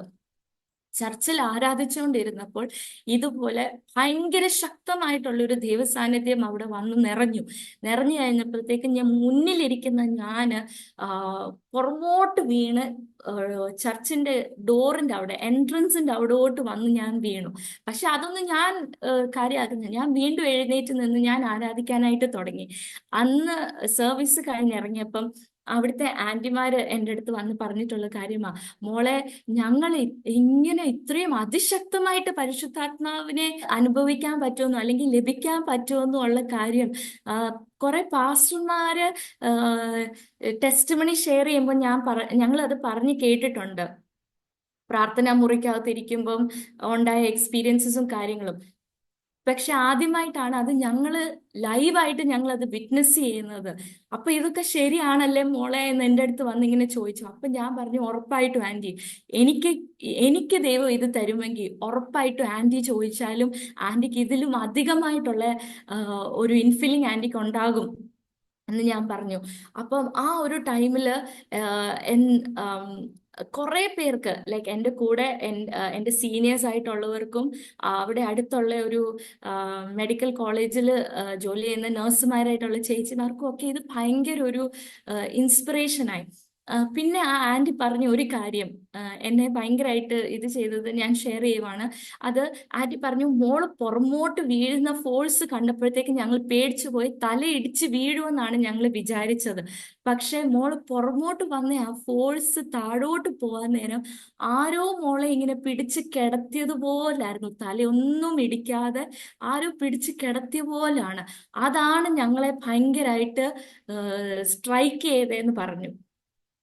അപ്പൊ നമ്മൾ പലപ്പോഴും ചിന്തിക്കാറുണ്ട്, അയ്യോ കർത്താവെ, പരിശുദ്ധാത്മാഭിഷേകം വരുമ്പോൾ ഞാൻ ചാടുവോ വീഴുവോ എന്നൊക്കെയുള്ള, അതോ ഞാൻ കരയുമ്പോൾ എങ്ങനെയായിരിക്കും എന്നൊക്കെയുള്ള കുറെ ചിന്തകളുണ്ടെങ്കിൽ ആ ചിന്തകളൊന്നും വേണ്ട. നമ്മളെ തന്നെ കൊടുക്കുന്നത് ഹോളി സ്പിരിറ്റിന്റെ കയ്യിലേക്കാണ്.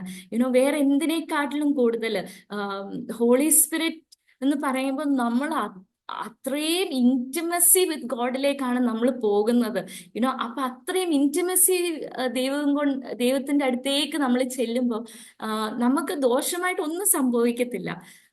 അപ്പം അങ്ങനെ ഇരിക്കുന്ന ഒരു ടൈമില് ദൈവം സഹായിച്ച് കുറെ പേർക്ക് ആ ചർച്ചിൽ തന്നെ ഒരു മാറ്റം ഉണ്ടായി. കുറെ പേർക്ക് ആ, പരിശുദ്ധാത്മാവിന്റെ സാന്നിധ്യം മനസ്സിലാക്കാനും അന്യഭാഷ ലഭിക്കാനും ഒക്കെ ആ, ഇടയായി. അങ്ങനെ ഞാൻ കുറെ മാസങ്ങള് കഴിഞ്ഞ് ഞാൻ അവിടെ എൻ്റെ ഡിഗ്രി തീർത്തിട്ട് ആ, ഞാൻ ജോലിക്ക് വേണ്ടി ബോംബെയിൽ പോയപ്പം ഉം, ഞാൻ വേറൊരു ചേർച്ചിലാണ് ഞാൻ പോയി തുടങ്ങിയത്. അതിൻ്റെ ഇടയ്ക്ക് വെച്ച് ഈ ഒരു ട്രാൻസിഷൻ, ഈ ഒരു പരിശുദ്ധാത്മാഭിഷേകം ലഭിച്ച് കഴിഞ്ഞിട്ടുള്ള ഒരു ട്രാൻസിഷൻ ഫേസ് എന്ന് പറയുമ്പം എൻ്റെ ലൈഫിനെ ഭയങ്കരമായിട്ട് ഡിസ്കറേജ് ചെയ്ത് കുറെ ഇൻസിഡൻസസ് അതിൻ്റെ ഇടയ്ക്കുണ്ടായി. നമുക്ക് ലൈക്ക് ചർച്ചിനോടാണെങ്കിലും ലൈക്ക് ദൈവത്തിൽ നിന്നാണെങ്കിലും കുറച്ച് എന്നെ ഒന്ന് അകറ്റിയ കുറച്ച് കുറച്ച് ഇൻസിഡൻസസ് ആ ഒരു ടൈമിൽ ഉണ്ടായിരുന്നു. അപ്പൊ ഞാൻ ഇങ്ങനെ ചിന്തിച്ചു, കർത്താവെ, നീ തന്ന ആ ഒരു ഹോളി സ്പിരിറ്റ് ബാപ്റ്റിസത്തിന്റെ ആ ഒരു ഭയങ്കര പീക്കിൽ നിന്നിട്ട് എനിക്കിപ്പോ അതുപോലെ ആരാധിക്കാൻ പറ്റുന്നില്ലല്ലോ. എന്ന് വെച്ചാൽ നമ്മുടെ ലൈഫില് നമ്മള് ഒരു കാര്യത്തില് ദൈവം ഭയങ്കരമായിട്ട് എസ്റ്റാബ്ലിഷ് ചെയ്യുന്നു എന്ന് കാണുമ്പോൾ പിശാച് എന്തെങ്കിലും ഒരു വഴി കണ്ടുപിടിക്കും നമ്മളെ ഡിസ്കറേജ് ചെയ്യാനായിട്ട്. അപ്പം നമ്മളിങ്ങനെ ആരാധിച്ചുകൊണ്ടിരിക്കുന്നതിൻ്റെ ഇടയ്ക്ക് യുനോ ആ ഒരു ഡിവൈൻ വിസ്ഡം അല്ലെങ്കിൽ ഗോഡ്ലി വിസ്ഡം ഇല്ലാത്തവർ അതിനെ മനസ്സിലാക്കണം എന്ന് ഇല്ല.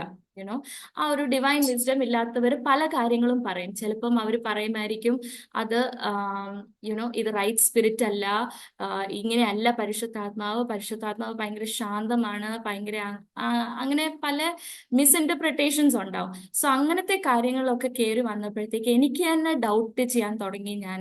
അയ്യോ, അപ്പൊ എനിക്ക് ലഭിച്ച ഈ ഹോളി സ്പിരിറ്റ് തെറ്റാണോ ശരിയാണോ എന്നൊക്കെയുള്ള ഒരു ഡൗട്ട് കയറി വന്നു. ആ ഡൗട്ട് കയറി വന്നപ്പോഴത്തേക്കാണ് ഞാൻ ഇങ്ങനെ ഡിസ്റ്റൻസ് ആവാനായിട്ട് തുടങ്ങിയത്. അങ്ങനെ ഡിസ്റ്റൻസ് ആയിട്ട് ഇരിക്കുന്ന ടൈമിൽ ഞാൻ ബോംബെയിൽ വേറൊരു കമ്പനിയിൽ ഞാൻ ജോലിക്ക് കയറി. ആ ജോലിക്ക് കയറിയ ടൈമിൽ ഞാൻ വേറെ ഒരു ചേർച്ചിൽ പോകുന്നുണ്ടായിരുന്നു. ബിക്കോസ് ഞാൻ അപ്പം മലാഡ് എന്ന് പറയുന്ന ഒരു സ്ഥലത്തായിരുന്നു. അപ്പം അവിടെ നിന്ന് ഞാൻ നേരത്തെ പോയിക്കൊണ്ടിരുന്ന ചേർച്ച് നല്ല ദൂരമുണ്ട്. അപ്പം ഞാൻ അടുത്തുള്ള ഒരു ചേർച്ചിൽ പോയിക്കൊണ്ടിരുന്നു. ഒരു നോർമൽ ക്രിസ്ത്യൻ ലൈഫ്, ലൈക്ക് ഭയങ്കര ഒരു ലൈക്ക് ഈ പറഞ്ഞ ആ ഒരു അത്രയും ഒരു ഇന്റിമസി എവിടെയോ നഷ്ടപ്പെട്ടു. അപ്പം ഇങ്ങനെ ആ ചേർച്ചിൽ പോകുന്നുണ്ട്, കാര്യങ്ങളൊക്കെ ചെയ്യുന്നുണ്ട്.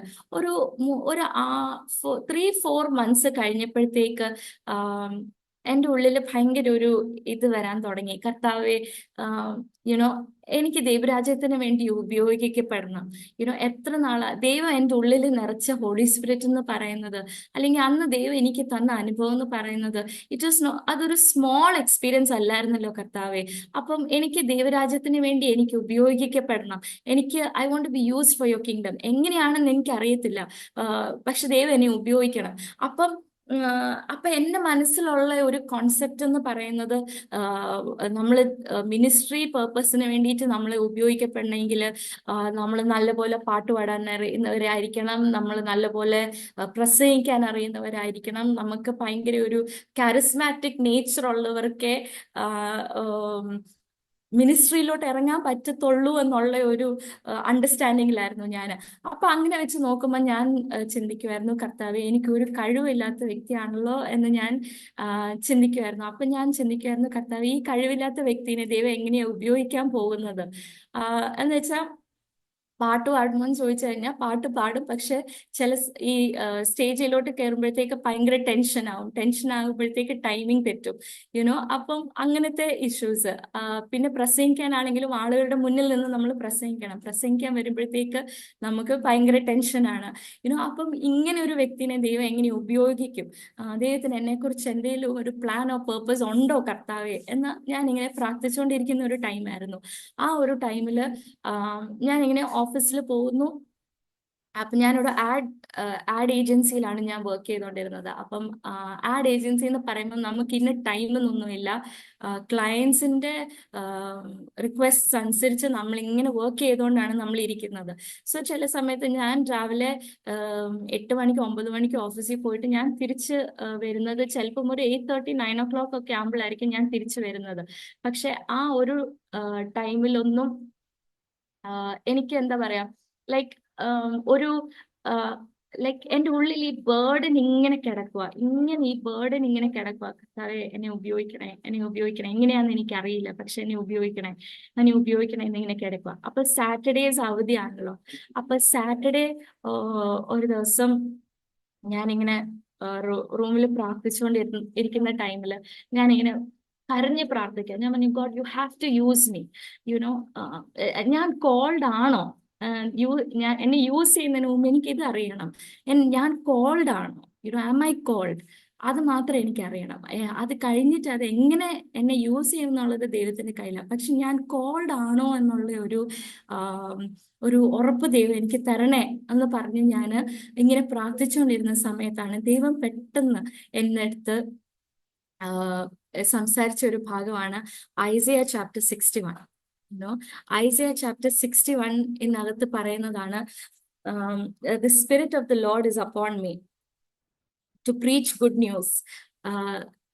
അപ്പം ആ ഒരു ഭാഗമാണ് ദൈവാത്മാവ് പെട്ടെന്ന് എന്നോട് സംസാരിച്ചത്. അപ്പം എനിക്ക് ഭയങ്കര സന്തോഷമായി. ബിക്കോസ് ഞാൻ ചിന്തിച്ചു, yes, the Spirit of the Lord is upon me to preach the good news. You know അപ്പൊ എനിക്ക് മനസ്സിലായി, ഇത് ആരും എൻ്റെ തലയിൽ കൈവച്ച് ഒരു ദൂത് പറഞ്ഞതല്ല. ആരും പാസ്റ്റർമാര് മോളെ നിനക്കൊരു വിളിയുണ്ട് എന്ന് പറഞ്ഞതല്ല. ദൈവമായിട്ട് എന്നോട് സംസാരിച്ച ഒരു കാര്യമാണ്. ചില സമയത്ത് ദൈവമായിട്ട് നമ്മളോട് ഓരോ കാര്യങ്ങൾ സംസാരിക്കുമ്പോൾ ഇല്ലേ, എത്ര പ്രതിസന്ധികളുടെ ഇടയ്ക്കൂടെ നമ്മൾ പോയാലും ഈ ഒരു ഉറപ്പിൽ നമുക്ക് പിടിക്കാം. ബിക്കോസ് ബൈബിള് പറയുന്നത്, the heavens and the earth may fade but my word will remain എന്നാണ്. എൻ്റെ വാക്ക്, എൻ്റെ വചനം, അത് ഒരിക്കലും മാറിപ്പോകത്തില്ല. അപ്പം എന്ത് സർക്കംസ്റ്റാൻസസ് വന്നാലും ദൈവം എന്നോട് പറഞ്ഞതാണ്, my Spirit is upon you to preach the good news. അപ്പം ആ ഒരു ഉറപ്പോടെ ഇങ്ങനെ മുന്നോട്ട് ഞാൻ പോയി. അത് കഴിഞ്ഞിട്ട് അപ്പം ഞാൻ എൻ്റെ BMM കഴിഞ്ഞു. ഇടയ്ക്ക് ഒരു ബ്രേക്ക് എടുത്തു. ബിക്കോസ് എനിക്ക് അടുത്തത് എന്താണ് പഠിക്കേണ്ടതെന്നുള്ള കാര്യത്തിൽ ഒരു ചെറിയ കൺഫ്യൂഷൻ ഉണ്ടായിരുന്നു. അപ്പം എൻ്റെ മനസ്സിൽ അല്ലെങ്കിൽ എൻ്റെ ഹൃദയത്തിൽ ഞാൻ ഏറ്റവും കൂടുതൽ ആഗ്രഹിച്ചത് MSW പഠിക്കണം എന്നാണ്. പക്ഷെ ലൈക്ക് ആ ഒരു ടൈമിൽ MSW എന്നുള്ള കോഴ്സിന് വലിയ ഡിമാൻഡ് ഇല്ലാത്ത ഒരു ടൈം ആയതുകൊണ്ട് എല്ലാവർക്കും ഒരു കൺഫ്യൂഷൻ, MSW പഠിപ്പിച്ച് കഴിഞ്ഞു കഴിഞ്ഞാൽ എന്താണ് അതിൻ്റെ ഫ്യൂച്ചർ പ്രോസ്പെക്ട്സ് എന്താണെന്നുള്ളതിനെ കുറിച്ചൊരു ഡൗട്ട് ഉണ്ടായിരുന്നത് കൊണ്ട് വലിയൊരു അപ്പയ്ക്കാണെങ്കിലും അമ്മയ്ക്കാണെങ്കിലും വലിയൊരു താല്പര്യമില്ലായിരുന്നു. അപ്പം എല്ലാ ദിവസവും ആ ഒരു കോൺവെർസേഷൻ നടക്കുമ്പം അവർ പറയും, ഓക്കെ ഉറപ്പാണോ നിനക്ക് MSW എടുക്കണമെന്ന്? അപ്പം ഞാനും പറയും, അതാണ് എൻ്റെ താല്പര്യം, വേറെ എന്തെങ്കിലും കോഴ്സ് നോക്കുന്ന അവരിങ്ങനെ ഇടയ്ക്ക് പറയുമായിരുന്നു. അപ്പം ഞാൻ പ്രാർത്ഥിച്ചു. ഞാൻ പറഞ്ഞു, കർത്താവെ, you have to give me a confirmation. നീ എനിക്കൊരു കൺഫർമേഷൻ തരണം. MSW എന്നുള്ള കോഴ്സാണ്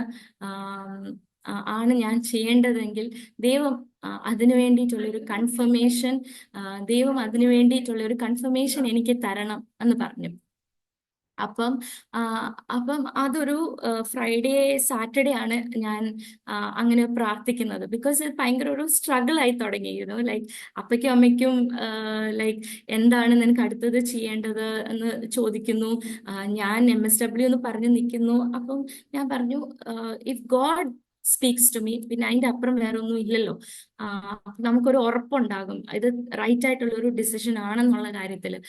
അപ്പൊ അങ്ങനെ ഇരിക്കുന്ന സമയത്ത് അന്ന് രാത്രി ഞാൻ പ്രാർത്ഥിച്ചു. ഞാൻ പറഞ്ഞു, കർത്താവെ, നാളെ ഞാൻ ചർച്ചിൽ പോകുമ്പം ഇത് റിലേറ്റഡ് ആയിട്ടുള്ള പ്രസംഗമോ വാക്യമോ പാസ്റ്റർ പറയണം, എന്നാൽ എനിക്കതൊരു കൺഫർമേഷൻ ആയിരിക്കും എന്നുള്ള കാര്യം. അപ്പം പിറ്റേ ദിവസം ഞായറാഴ്ച ഞാൻ ചർച്ചിൽ പോകുന്ന ടൈമിൽ അന്ന് ബോംബെയിൽ ഞാൻ പോയിക്കൊണ്ടിരിക്കുന്നത് ദ ഗേറ്റ് വേ എന്ന് പറഞ്ഞിട്ടുള്ള ചർച്ചിൽ, നമ്മുടെ പാസ്റ്റർ ബിജു തമ്പി പാസ്റ്ററിന്റെ ചർച്ചിലാണ് ഞാൻ പോയിക്കൊണ്ടിരുന്നത്. അപ്പം അന്ന് പാസ്റ്റർ ഒരു എക്സോട്ടേഷൻ മെസ്സേജ് ഇങ്ങനെ പറയുന്നതിന്റെ ഇടയ്ക്ക് പാസ്റ്റർ ഇങ്ങനെ ഒരു കാര്യം, ഒരു വേഴ്സ് ഫ്രം പ്രോവേർബ്സ് എടുത്ത് പറഞ്ഞു, ടു ബി സംവൺ ഹൂ വിധവകൾക്കും അനാഥർക്കും നീതി കൊണ്ടുവരുന്നവരായിട്ട് നമ്മൾ God wants to use us എന്ന് പറഞ്ഞ് ഉള്ള ഒരു എക്സോട്ടേഷനും ഒരു 2 ബൈബിൾ വേഴ്സും പാസ്റ്റർ അന്ന് അത് ഷെയർ ചെയ്തു. അപ്പം അതെനിക്ക് ഭയങ്കര ഒരു കോൺഫിഡൻസ് ആയി, ബിക്കോസ് അതാണ് സോഷ്യൽ വർക്ക്. നമ്മൾ ഈ സൊസൈറ്റിയിൽ അണ്ടർ പ്രിവിലേജ്ഡ് ആയിട്ട് അല്ലെങ്കിൽ പ്രിവിലേജ് ഇല്ലാത്ത ലെസ് പ്രിവിലേജ്ഡ് ആയിട്ടുള്ളവർക്ക് വേണ്ടിയിട്ട് നമ്മൾ മിഡിൽ മാൻ ആയിട്ട് നിൽക്കുന്നതാണ് ഈ ഒരു കോഴ്സ്. അപ്പം എനിക്കത് ഭയങ്കര ഒരു കൺഫർമേഷൻ ആയി. അങ്ങനെയാണ് ഞാൻ ഈ MSW എന്നുള്ള ഒരു കോഴ്സിലേക്ക് ഞാൻ പോയത്. സോ ആ ഒരു ഉറപ്പ് എനിക്ക് കിട്ടിക്കഴിഞ്ഞപ്പം അപ്പയ്ക്കും അമ്മയ്ക്കും പറഞ്ഞു, ഓക്കെ, നീ ദൈവശബ്ദം കേട്ടതല്ലേ, എന്നാ പോയി അത് പഠിച്ചോ എന്ന് പറഞ്ഞ് അവരും എഗ്രി ചെയ്തത്. അങ്ങനെയാണ് ഞാൻ 2017 തിരിച്ച് കേരളത്തിലേക്ക് വരുന്നത്. 2017 ഞാൻ MSW കോഴ്സ് മറിയൻ കോളേജ് കുട്ടിക്കാനത്ത് നിന്ന് ഞാൻ കംപ്ലീറ്റ് ചെയ്തത്. അപ്പം ഞാൻ നേരത്തെ പറഞ്ഞായിരുന്നല്ലോ, പഠനത്തിന്റെ കാര്യത്തിൽ ഞാൻ അത്രയും വലിയ ബ്രൈറ്റ് സ്റ്റുഡന്റ് ഒന്നും അല്ലായിരുന്നു. പഠിക്കും, ആവറേജ് മാർക്സ് മേടിക്കും, ടീച്ചർമാർക്ക് വലിയ ശല്യവും ഇല്ല, അപ്പനും അമ്മയ്ക്കും ഓക്കെ, എത്രയെങ്കിലും കിട്ടുന്നുണ്ടല്ലോ എന്നുള്ളൊരു സമാധാനം അവർക്കും. അപ്പം വലിയൊരു എന്താ പറയാ, ലൈക്ക് ഒരു ബ്രെയിനിയാക്ക് അല്ലായിരുന്നു ഞാൻ. അപ്പൊ അങ്ങനെ ഇരിക്കുന്ന ടൈമിൽ ഞാൻ ഈ MSW കോഴ്സിന് ഞാൻ ജോയിൻ ചെയ്തു. എൻ്റെ ഫസ്റ്റ് സെമസ്റ്ററിന്റെ മോഡൽ എക്സാമിന് വേണ്ടിയിട്ട് ഞങ്ങൾ പഠിച്ചുകൊണ്ടിരിക്കുകയാണ്. അപ്പം മോഡൽ എക്സാമിന് പഠിച്ചുകൊണ്ടിരിക്കുന്നു, ഞാൻ മോഡൽ എക്സാം അറ്റൻഡ് ചെയ്തു. മാർക്ക് വന്നപ്പോഴത്തേക്ക് വെരി ആവറേജ് മാർക്സ്. അപ്പൊ എനിക്ക് ഭയങ്കര വിഷമം തോന്നി. ഞാൻ പറഞ്ഞു, കർത്താവേ, എത്ര നാളാ ഞാൻ ഇങ്ങനെ ഒരു ആവറേജ് സ്റ്റുഡന്റ് ആയിട്ട് ഇരിക്കാൻ പോകുന്നത്? എന്നാണ് ദൈവം ഇങ്ങനത്തെ കാര്യങ്ങളിലൊക്കെ ഒരു മാറ്റം ദൈവം കൊണ്ടുവരാൻ പോകുന്നത്?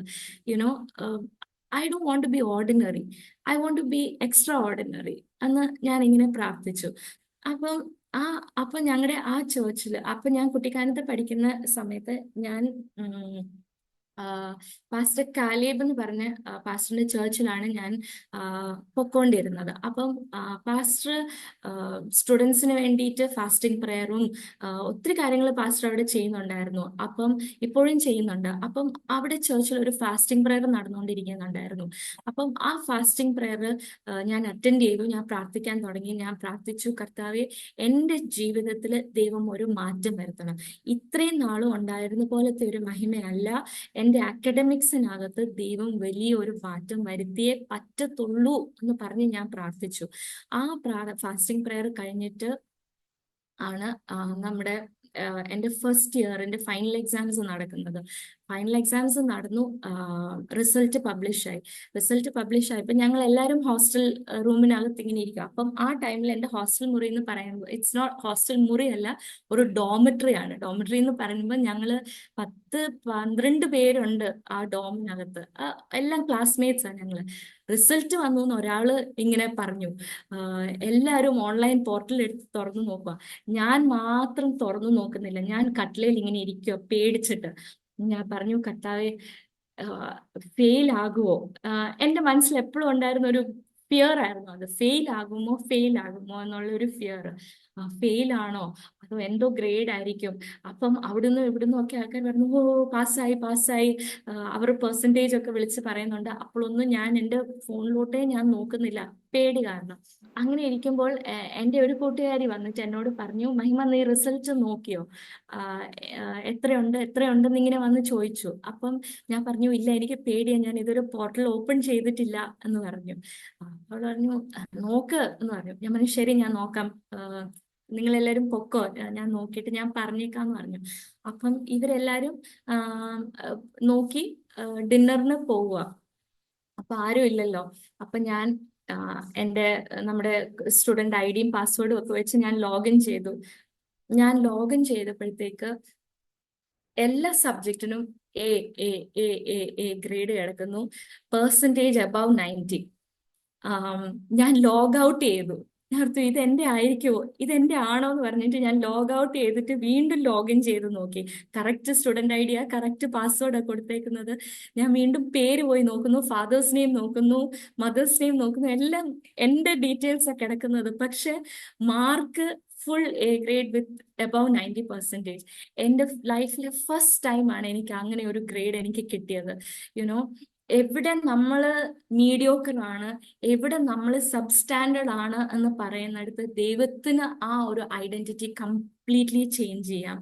യുനോ, ആ ഒരു പഠിക്കാത്ത വെറും ഒരു ആവറേജ് ഒരു കൊച്ചെന്നുള്ള നിലയിൽ നിന്ന് ദൈവം എന്നെ ആ ഒരു ലെവലിലേക്ക് ദൈവം എന്നെ കൊണ്ടുപോയി. സ്തോത്രം. എന്നിട്ട് അത് കഴിഞ്ഞിട്ട് സെക്കൻഡ് ഇയറിലോട്ട് വന്നു. സെക്കൻഡ് ഇയറിലോട്ട് വന്നു കഴിഞ്ഞപ്പോഴത്തേക്ക് റിസർച്ചിന്റെ ടെൻഷനായി. ബിക്കോസ് നമുക്ക് തീസിസ് സബ്മിറ്റ് ചെയ്യണം, അങ്ങനെ പല കാര്യങ്ങളിലും ഞാൻ ഇങ്ങനെ ലൈക്ക് ടെൻസ്ഡ് ആകുമായിരുന്നു. കർത്താവെ, ഇതെല്ലാം കൂടി ചെയ്യാനുള്ള കഴിവ് എനിക്കില്ല, എങ്ങനെ ചെയ്യും. എൻ്റെ ലൈഫിൽ ഓരോ സാഹചര്യത്തിലും ഓരോ സ്റ്റെപ്പിലും ദൈവം പിന്നെയും പിന്നെയും പ്രൂവ് ചെയ്യുന്ന ഒരു കാര്യമായിരുന്നു, മഹിമ, നിന്റെ കഴിവ് കൊണ്ടല്ല എൻ്റെ കൃപയാൽ, നിന്റെ കഴിവും കൊണ്ടല്ല എൻ്റെ കൃപയാൽ എന്നുള്ള ഒരു കാര്യം.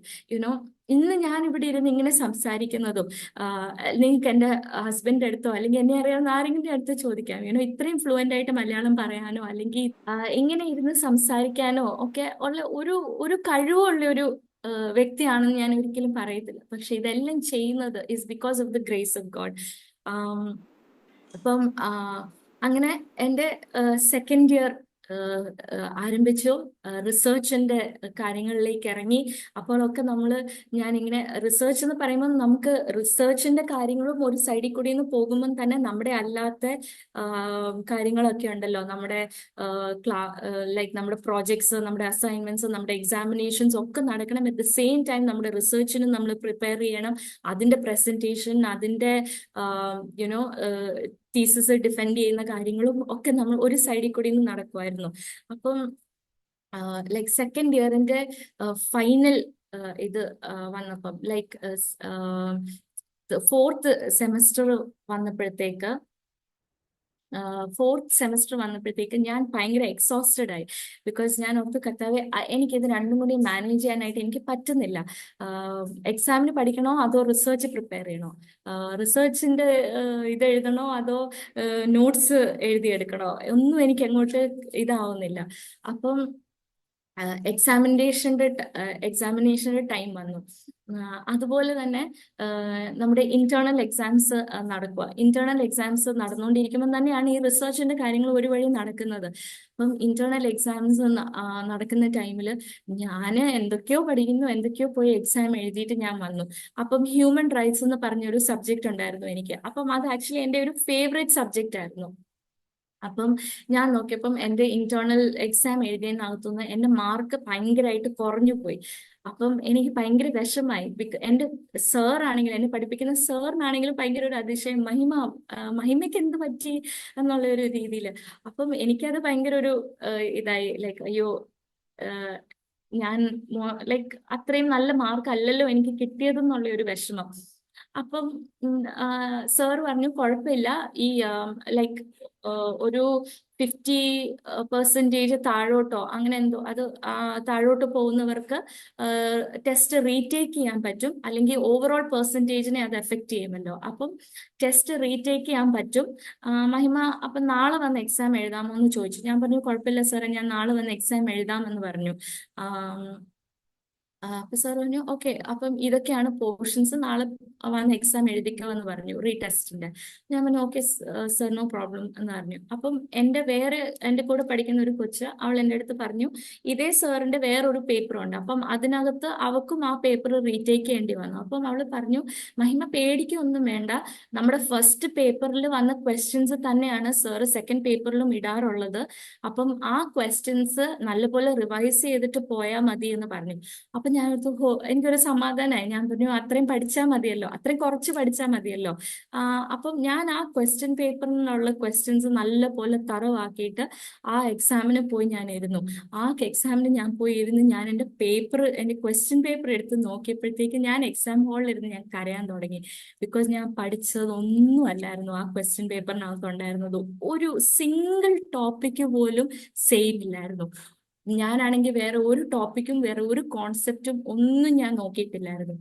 എം ടി ആയിട്ടാണ് ഞാൻ ആ എക്സാം ഹാളിൽ പോയിരുന്നത്. ഞാൻ വിചാരിച്ചു എക്സാം എഴുതാതെ ഇറങ്ങിപ്പോകാമെന്ന്.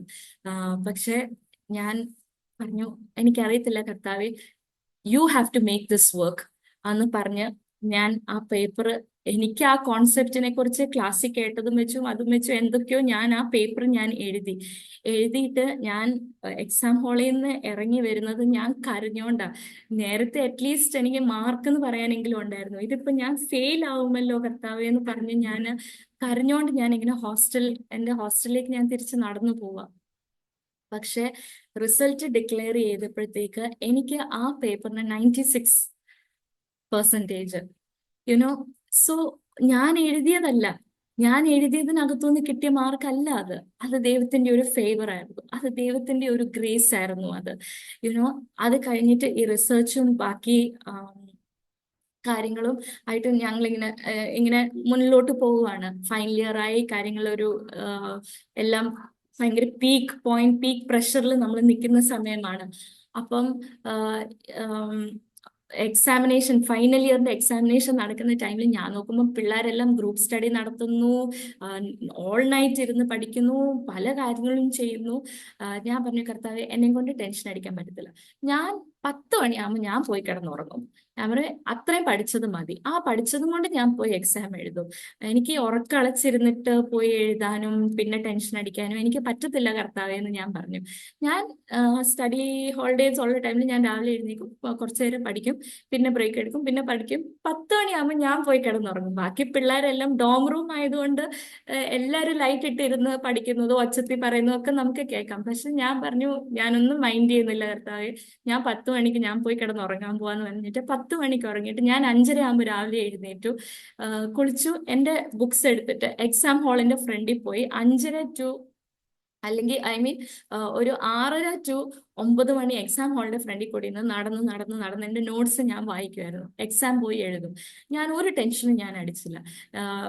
എൻ്റെ റിസർച്ചിന്റെ കാര്യത്തിലാണെങ്കിലും ഒരു സാർ ഉണ്ടായിരുന്നു ഞങ്ങളുടെ ഫാക്കൽറ്റിയിൽ, ഭയങ്കരമായിട്ട് എന്നെ ഡിസ്കറേജ് ചെയ്യാമായിരുന്നു. നിന്റെ റിസർച്ച് എങ്ങും എത്തത്തില്ല, നിന്റെ റിസർച്ച് അങ്ങനെയാ ഇങ്ങനെയാ, അതിനകത്ത് കുറെ ഹോൾസ് ഉണ്ട്, അത് നിനക്കൊന്നും പ്രൂവ് ചെയ്യാൻ പറ്റത്തില്ല എന്ന് പറഞ്ഞുള്ള കുറെ ഡിസ്കറേജിങ് വേർഡ്സ് ഒക്കെ പറയുമായിരുന്നു.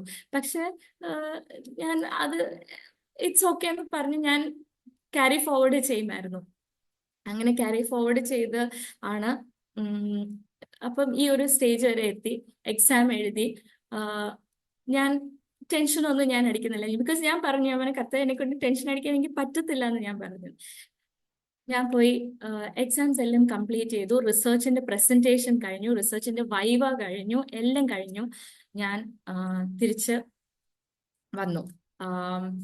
റിസൾട്ട് ഡിക്ലെയർ ചെയ്തപ്പോഴത്തേക്ക് എൻ്റെ ക്ലാസ്സിൽ റിസർച്ചിന് ഏറ്റവും കൂടുതൽ മാർക്കുള്ള കൂട്ടത്തിൽ എനിക്കുവാ റിസർച്ചിന് മാർക്കുള്ളത്. അപ്പം റിസർച്ച് ഫെയിൽ ആവുമെന്ന് പറഞ്ഞെടുത്ത് ദൈവം അത് അനുവദിച്ചില്ല. ദൈവം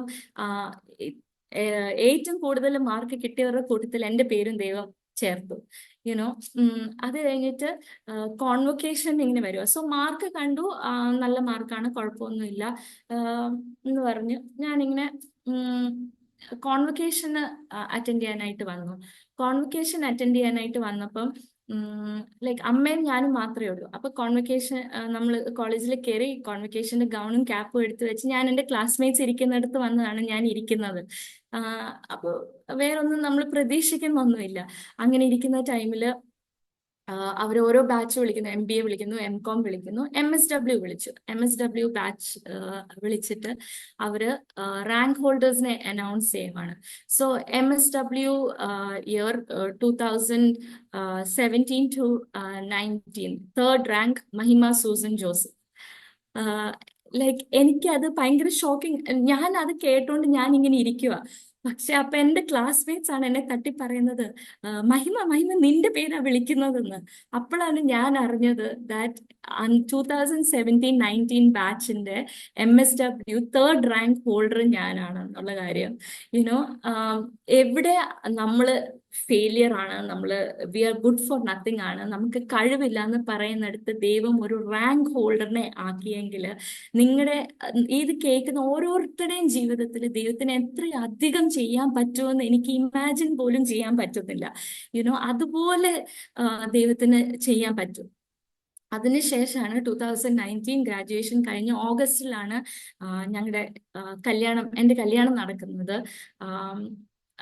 അതിനകത്തും ഒത്തിരി കാര്യങ്ങളുണ്ട്. ആ ടൈമിൽ ഞങ്ങൾ ഫേസ് ചെയ്ത സ്ട്രഗിൾസും കാര്യങ്ങളൊക്കെ. പക്ഷെ അതിലൊക്കെ ദൈവത്തിന്റെ ഒരു ഭയങ്കര ഒരു പ്രൊവിഷൻ ഞങ്ങൾ എക്സ്പീരിയൻസ് ചെയ്തു. പിന്നെ 2020-ലാണ് ഞങ്ങളുടെ മോള് ആവ്യ ഉണ്ടായത്. ആ ഒരു ടൈമില് ശരിക്കും പറഞ്ഞു കഴിഞ്ഞാൽ പ്രഗ്നൻസി ഫേസിലാണെങ്കിലും പോസ്റ്റ് പ്രഗ്നൻസി ഫേസിലാണെങ്കിലും ഞാൻ ഒത്തിരി സ്ട്രഗിൾ ചെയ്തായിരുന്നു. ഈ പോസ്റ്റ് പാർട്ടം ഡിപ്രഷൻ എന്ന് പറഞ്ഞ ഒരു എന്താ പറയാ, ലൈക്ക് ഒരു ഡിസീസ് എന്ന് വേണമെങ്കിൽ പറയാം, ഒരു മെന്റൽ ഹെൽത്ത് ഇഷ്യൂ ഞാൻ ഫേസ് ചെയ്തു. ബിക്കോസ് ആ ഒരു ടൈമിൽ ഞാൻ ഫേസ് ചെയ്ത ട്രോമ, ബിക്കോസ് കുഞ്ഞിനെ പെട്ടെന്ന് NICU-ലാക്കേണ്ടി വരുന്നു. അങ്ങനത്തെ കാര്യങ്ങളൊക്കെ ആയപ്പോഴത്തേക്ക് എന്നെ അത് ഭയങ്കരമായിട്ട് എഫക്റ്റ് ചെയ്തു. സോ കുഞ്ഞുണ്ടായി കഴിഞ്ഞ ആ ഒരു സമയത്ത് ലൈക്ക് കുറെ നാളത്തേക്ക് ഈ ഒരു പോസ്റ്റ് പാർട്ടം ഡിപ്രഷനിൽ ഞാൻ അങ്ങ് ആയിപ്പോയി. അതിനകത്തുനിന്ന് എന്ത് ചെയ്താലും എനിക്ക് ഓവർകം ചെയ്യാൻ പറ്റുന്നില്ല.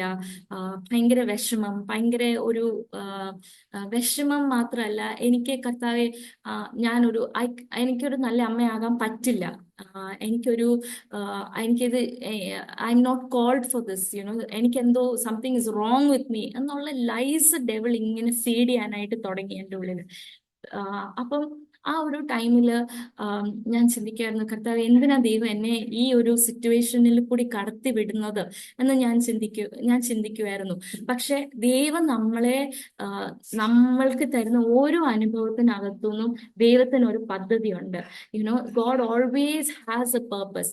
ഞാൻ പറയട്ടെ, ആ ഒരു പോസ്റ്റ് പാർട്ടം ഫേസിൽ അല്ലെങ്കിൽ ആ പോസ്റ്റ് പാർട്ടം ഡിപ്രഷനിൽ കൂടി ഞാൻ കടന്നു പോയില്ലായിരുന്നെങ്കിൽ ഇങ്ങനെ ഒരു സംഭവത്തിനെ കുറിച്ച് ഞാൻ അറിയുവോ, അതിനെക്കുറിച്ച് ഒരു അവയർനെസ് കൊടുക്കുകയോ എനിക്ക് ചെയ്യാൻ പറ്റില്ലായിരുന്നു.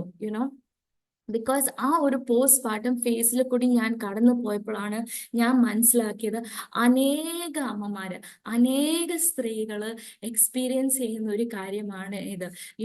ഒരു 100 വിമണിനെ, മദേഴ്സിനെ എടുത്ത് നിർത്തി കഴിഞ്ഞു കഴിഞ്ഞാൽ അതിനകത്തുനിന്ന് ഒരു 96.4% അമ്മമാരും അനുഭവിക്കുന്ന ഒരു കാര്യമാണ് ഈ പോസ്റ്റ് പാർട്ടം എന്ന് പറയുന്നത്. പക്ഷെ ആ ഒരു ഫേസിൽ കൂടി ദൈവം എന്നെ കടത്തി വിട്ടതുകൊണ്ട് ആ വേദന എന്തുവാണെന്നും ആ സ്ട്രഗിൾസ് എന്തുവാണെന്നും മനസ്സിലാക്കാൻ ദൈവം എന്നെ അനുവദിച്ചത് കൊണ്ട് അനേക അമ്മമാർക്ക് വേണ്ടി ഇന്ന് എനിക്ക് പ്രാർത്ഥിക്കാനും സംസാരിക്കാനും പറ്റുന്നുണ്ട്. ആമേൻ. ബിക്കോസ് ആ ഒരു ടെസ്റ്റിമണി അല്ലെങ്കിൽ ആ ഒരു എക്സ്പീരിയൻസ് ഷെയർ ചെയ്ത് കഴിഞ്ഞപ്പോഴത്തേക്ക് ഒത്തിരി അമ്മമാർ എന്നെ വിളിച്ച് എന്നോട് പറയാറുണ്ടായിരുന്നു, ഞാൻ ഓർത്തു എനിക്ക് മാത്രമേ ഈ ഒരു സ്ട്രഗിൾ ഉണ്ടായിരുന്നുള്ളൂ, അതുകൊണ്ട് അതിന്റെ ലോൺലിനെസ്സിലായിരുന്നു ഞാൻ. ഇന്ന് പക്ഷെ മഹിമ അത് പറയുന്ന കേട്ടപ്പം എനിക്ക് ഭയങ്കര ഒരു ആശ്വാസം. മദർഹുഡ് എന്ന് പറയുന്നത് ദൈവത്തിന്റെ ഏറ്റവും വലിയൊരു അനുഗ്രഹമാണ്. Children are A blessing from God. അവരെ ആ ഒരു കുഞ്ഞിലുള്ള സന്തോഷം അനുഭവിക്കാതിരിക്കാൻ വേണ്ടിയിട്ട് സൈറ്റൻ കൊണ്ടുവരുന്ന ഒരു ടാക്ടിക് ആണ് ഈ പോസ്റ്റ് പാർട്ടം ഡിപ്രഷനും ആങ്സൈറ്റിയും കാര്യങ്ങളും ഒക്കെ. ദൈവം ആഗ്രഹിക്കുന്ന രീതിയിൽ ദൈവത്തിന്റെ രാജ്യത്തിന് വേണ്ടിയിട്ട് ഒരു തലമുറയെ എഴുന്നേൽപ്പിക്കാനായിട്ടുള്ള ഉത്തരവാദിത്തമാണ് അമ്മമാർക്കുള്ളത്. ആ ഉത്തരവാദിത്തത്തിൽ നിന്ന് നമ്മളെ പുറമോട്ട് വലിക്കാനായിട്ട് പിശാച് ഉപയോഗിക്കുന്ന ഒരു ആയുധമാണ് ഈ പോസ്റ്റ് പാർട്ടം ഡിപ്രഷൻ എന്ന് പറയുന്നത്. ബിക്കോസ് നമ്മൾ അതിലായി കഴിയുമ്പോഴത്തേക്ക് നമുക്ക് കുഞ്ഞിൽ ഫോക്കസ് ചെയ്യാൻ പറ്റുന്നില്ല, ഭയങ്കര ഡിപ്രസീവ് ആയിട്ടുള്ള തോട്ട്സിൽ നമ്മളങ്ങ് സ്റ്റക്കായി പോകും. പക്ഷെ വെൻ ഐ സ്റ്റാർട്ടഡ് റിയലൈസിങ്, ഞാൻ അത് തിരിച്ചറിയാൻ തുടങ്ങിയപ്പം തൊട്ട് ദൈവം എനിക്ക് അതിനെ ഓവർകം ചെയ്യാനായിട്ടുള്ള ഒരു സ്ട്രെങ്ത് ദൈവം എനിക്ക് തന്നു. അത് ഓവർകം ചെയ്യാനായിട്ടുള്ള സ്ട്രെങ്ത് മാത്രമല്ല ദൈവം എനിക്ക് തന്നത്, അത് അനേകർക്ക് നമ്മൾ ഒരു ആശ്വാസമാകാനായിട്ടും ദൈവം സഹായിച്ചു. കഴിഞ്ഞ വർഷം 23 ഡിസംബറിൽ നമ്മുടെ ഇവിടുത്തെ മൂവാറ്റുപുഴ ഗ്രാൻഡ് സെൻട്രൽ മാളിൽ ദ മദേഴ്സ് മൈൻഡ് എന്ന് പറഞ്ഞിട്ടുള്ള ഒരു പോസ്റ്റ് പാർട്ടം അവയർനെസ് ക്യാമ്പയിൻ ആയിട്ട് ഞങ്ങൾ ചേർച്ചായിട്ട്, ലൈൻ ഓഫ് ജൂഡ ചേർച്ചും പാസ്റ്റേഴ്സുമായിട്ട് ഞങ്ങൾ ക്രിസ്മസിന്റെ ഭാഗമായിട്ട് ആ ഒരു മെന്റൽ ഹെൽത്ത്, പോസ്റ്റ് പാർട്ടം ഡിപ്രഷനെ കുറിച്ചുള്ള അവയർനെസ് ക്യാമ്പയിൻ ആ മാളിൽ നടത്താനായിട്ട് ദൈവം ഞങ്ങളെ സഹായിച്ചു. യുനോ അനേക എൻ്റെ ഫ്രണ്ട്സ് ആണെങ്കിലും എനിക്കറിയുന്ന അമ്മമാരാണെങ്കിലും വിളിച്ച് തുറന്ന് സംസാരിക്കാൻ, അവരുടെ സ്ട്രഗിൾസ് തുറന്ന് സംസാരിക്കാനായിട്ട് ദൈവം എന്നെ ഉപയോഗിക്കുന്നുണ്ട്. Because of the experience that God gave me. അപ്പൊ നമ്മൾ പോകുന്ന ഓരോ സിറ്റുവേഷൻസും, നമ്മൾ പോകുന്ന ഓരോ സ്ട്രഗിൾസിനകത്തും എല്ലാം ദൈവത്തിനൊരു ഹയർ പേർപ്പസ് ഉണ്ട്. അതുകൊണ്ടല്ലേ വചനത്തിൽ എഴുതിയിരിക്കുന്നത്, for my ways are not your ways and my thoughts are not your thoughts, they are way higher. Amen. അത് കഴിഞ്ഞിട്ടാണ് ഞാൻ ഡെൻ കെയറിൽ ജോയിൻ ചെയ്തത്. 21 ഡിസംബറിലാണ് ഞാൻ അവിടെ കണ്ടന്റ് റൈറ്റർ എന്നുള്ള പൊസിഷനിൽ ഞാൻ ഡെൻ കെയറിൽ ജോയിൻ ചെയ്തത്. 2 വർഷത്തോളം ഞാൻ ആ ഒരു പൊസിഷനിൽ ഞാൻ ഡെൻ കെയറിൽ വർക്ക് ചെയ്തായിരുന്നു. നല്ലൊരു എക്സ്പീരിയൻസ് ആയിരുന്നു എനിക്ക് ആ ഒരു ടൈമിൽ. പക്ഷെ ഒരു സർട്ടൻ പോയിന്റ് കഴിഞ്ഞപ്പോഴത്തേക്ക് ഞാൻ ഡിസാറ്റിസ്ഫൈഡ് ആകാൻ തുടങ്ങി. ഞാൻ പറഞ്ഞു, കർത്താവെ, എനിക്കൊരു ഗ്രോത്ത് വേണമല്ലോ കർത്താവെ, ഇങ്ങനെയല്ല, ഇതിലും അധികം എന്തെങ്കിലും ചെയ്യാനായിട്ട് എനിക്ക് കൊതിയാകും കർത്താവെ. എനിക്ക് കൂടുതൽ പ്രയോജനപ്പെടുവാനായിട്ട്, ഞാൻ ആയിരിക്കുന്ന സ്ഥാപനത്തിലാണെങ്കിലും ദൈവവേലയ്ക്കാണെങ്കിലും എനിക്ക് കൂടുതൽ പ്രയോജനപ്പെടുവാനായിട്ട് പറ്റണം കർത്താവെ. സോ ആ ഒരു പൊസിഷനിലേക്ക് ഞാൻ ഡിസാറ്റിസ്ഫൈഡ് ആയി തുടങ്ങിയപ്പം ഞാൻ വിചാരിച്ചു, മേ ബി ദൈവം ലൈക്ക് ഈ ഒരു വർക്കിംഗ് ഫേസ് അവസാനിക്കാനായിട്ടുള്ള ഒരു ദൈവത്തിന്റെ ഒരു നടത്തിപ്പായിരിക്കും അതെന്ന് വിചാരിച്ചു. അപ്പൊ ഞാൻ പ്രാർത്ഥിച്ചു. ഞാൻ ജോലിയിൽ നിന്ന് ചെറുതായിട്ട് ഒരു ബ്രേക്ക് എടുക്കാമെന്ന് വിചാരിച്ച് ഞാൻ ഈ വർഷം ഏപ്രിൽ ആയപ്പോഴത്തേക്ക് ഞാൻ ഒരു ചെറിയ ബ്രേക്ക് എടുത്തു ജോലിയിൽ നിന്ന്. അപ്പം ബ്രേക്ക് എടുത്തതിന് ശേഷം ഒരു മെയ് ജൂൺ മാസമൊക്കെ ആയപ്പോഴത്തേക്ക് എനിക്ക് ഡെൻ കെയറിൽ നിന്ന് തിരിച്ചിങ്ങോട്ടൊരു ഓഫർ വന്നു. മഹിമ, തിരിച്ച് ഡെൻ കെയറിലോട്ട് ജോയിൻ ചെയ്യാമോ എന്ന് ചോദിച്ച്. അപ്പൊ ഞാൻ വിചാരിച്ചു, ഇനി തിരിച്ച് ഈ ഒരു കണ്ടന്റ് റൈറ്റർ എന്നുള്ള പൊസിഷനിലേക്കാണോ തിരിച്ച് കയറണ്ടേ എന്നുള്ള ഒരു കാര്യം ഞാൻ ഇങ്ങനെ മനസ്സിൽ വിചാരിച്ചു. അപ്പം ഞാൻ വിചാരിച്ചു, അതാണെങ്കിൽ ഞാൻ അവരോട് പറയണം, ഇല്ല, എനിക്കിനിയും ആ ഒരു പൊസിഷനിലേക്ക് തിരിച്ചു വരാനായിട്ട് ഞാൻ താല്പര്യപ്പെടുന്നില്ല എന്ന് പറയണം എന്നാണ് ഞാൻ ഇങ്ങനെ മനസ്സിൽ ഞാൻ വിചാരിച്ചു. പക്ഷെ എനിക്ക് അത് പറയേണ്ടതിന് മുമ്പായിട്ട് തന്നെ എനിക്ക് അവർ ഇന്റിമേറ്റ് ചെയ്തു ദാറ്റ് ഇല്ല, നോട്ട് കണ്ടന്റ് റൈറ്റർ പൊസിഷൻ, പക്ഷെ we want you to join back as manager of corporate communications and business development. അവരുടെ ഇന്റർനാഷണൽ ഓപ്പറേഷൻസ് ഡിപ്പാർട്ട്മെന്റിൽ തന്നെ എബ്രോഡ് ആയിട്ടുള്ള ഡോക്ടേഴ്സും കാര്യങ്ങൾക്കും ഒക്കെ ആയിട്ട് വേണ്ടിയിട്ട് ഒരു മാനേജറിയൽ പൊസിഷനിലേക്ക് തിരിച്ച് റീജോയിൻ ചെയ്യാമോ എന്ന് ആണ് അവർ റിക്വസ്റ്റ് ചെയ്തത്. സോ ആ ഒരു ടൈമിൽ ദൈവം ഭയങ്കരമായിട്ട് ഞങ്ങളോട് സംസാരിച്ചുകൊണ്ടിരുന്ന ഒരു ഭാഗമാണ് എസ്തേർ. എസ്തേറിന്റെ ക്വാളിഫിക്കേഷൻസ് നോക്കിയാൽ she was A slave girl. Slave ആയിട്ടുള്ള ഒരു ഗേൾ ആയിരുന്നു എസ്തേർ. ഷി വാസ് എ ജൂ. ഒരിക്കലും അന്നത്തെ ആ ഒരു എംപയറിന്റെ ക്വീൻ എന്നുള്ള ഒരു പൊസിഷനിലേക്ക് വരാനായിട്ട് യാതൊരു ക്വാളിഫിക്കേഷൻസും ഇല്ലാതിരുന്ന ഒരു വ്യക്തിനെയാണ് ദൈവത്തിന്റെ ഫേവർ കാരണം ആ ഒരു പൊസിഷനിലേക്ക് എത്തിപ്പെടുത്തിയത്. സോ ദ സെയിം വേ ഈ ഒരു മാനേജർ പൊസിഷൻ എന്ന് പറയാനായിട്ട് എൻ്റെ സ്വന്തം കഴിവാലല്ല, പക്ഷെ ദൈവം എന്നെ അവിടുന്ന് റിസൈൻ ചെയ്യിപ്പിച്ചത് എന്നെ കാണിക്കാൻ വേണ്ടിയിട്ടായിരുന്നു. മഹിമ, വീണ്ടും നിന്റെ കഴിവാലല്ല, എൻ്റെ കൃപയാൽ മാത്രം. അവിടുന്ന് ഞാൻ റിസൈൻ ചെയ്തെത്തുന്നു തന്നെ ദൈവം വീണ്ടും എന്നെ തിരിച്ച് എനിക്കൊരു എൻട്രി തന്നു as manager corporate communications and business development എന്നുള്ള ഒരു പൊസിഷനിലേക്ക്. സോ ഇതാണ് എൻ്റെ ഒരു ലൈഫ് സ്റ്റോറി എന്ന് പറയുന്നത്. ദാറ്റ് എല്ലാ ജംഗ്ഷനിലും, എൻ്റെ ലൈഫിൽ ഉള്ള എല്ലാ മേജർ ജംഗ്ഷൻസിലും ദൈവത്തിന്റെ ഒരു വലിയ ഇന്റർവെൻഷൻ ഉണ്ടായിട്ടുണ്ട്. ബിക്കോസ് ഒരു ദൈവത്തിന്റെ ഒരു ഡയറക്ഷനും ഇല്ലാതെ ഒരു സ്റ്റെപ്പ് പോലും മുന്നോട്ട് വെക്കാൻ ധൈര്യപ്പെടുന്ന ഒരു വ്യക്തിയല്ല ഞാൻ.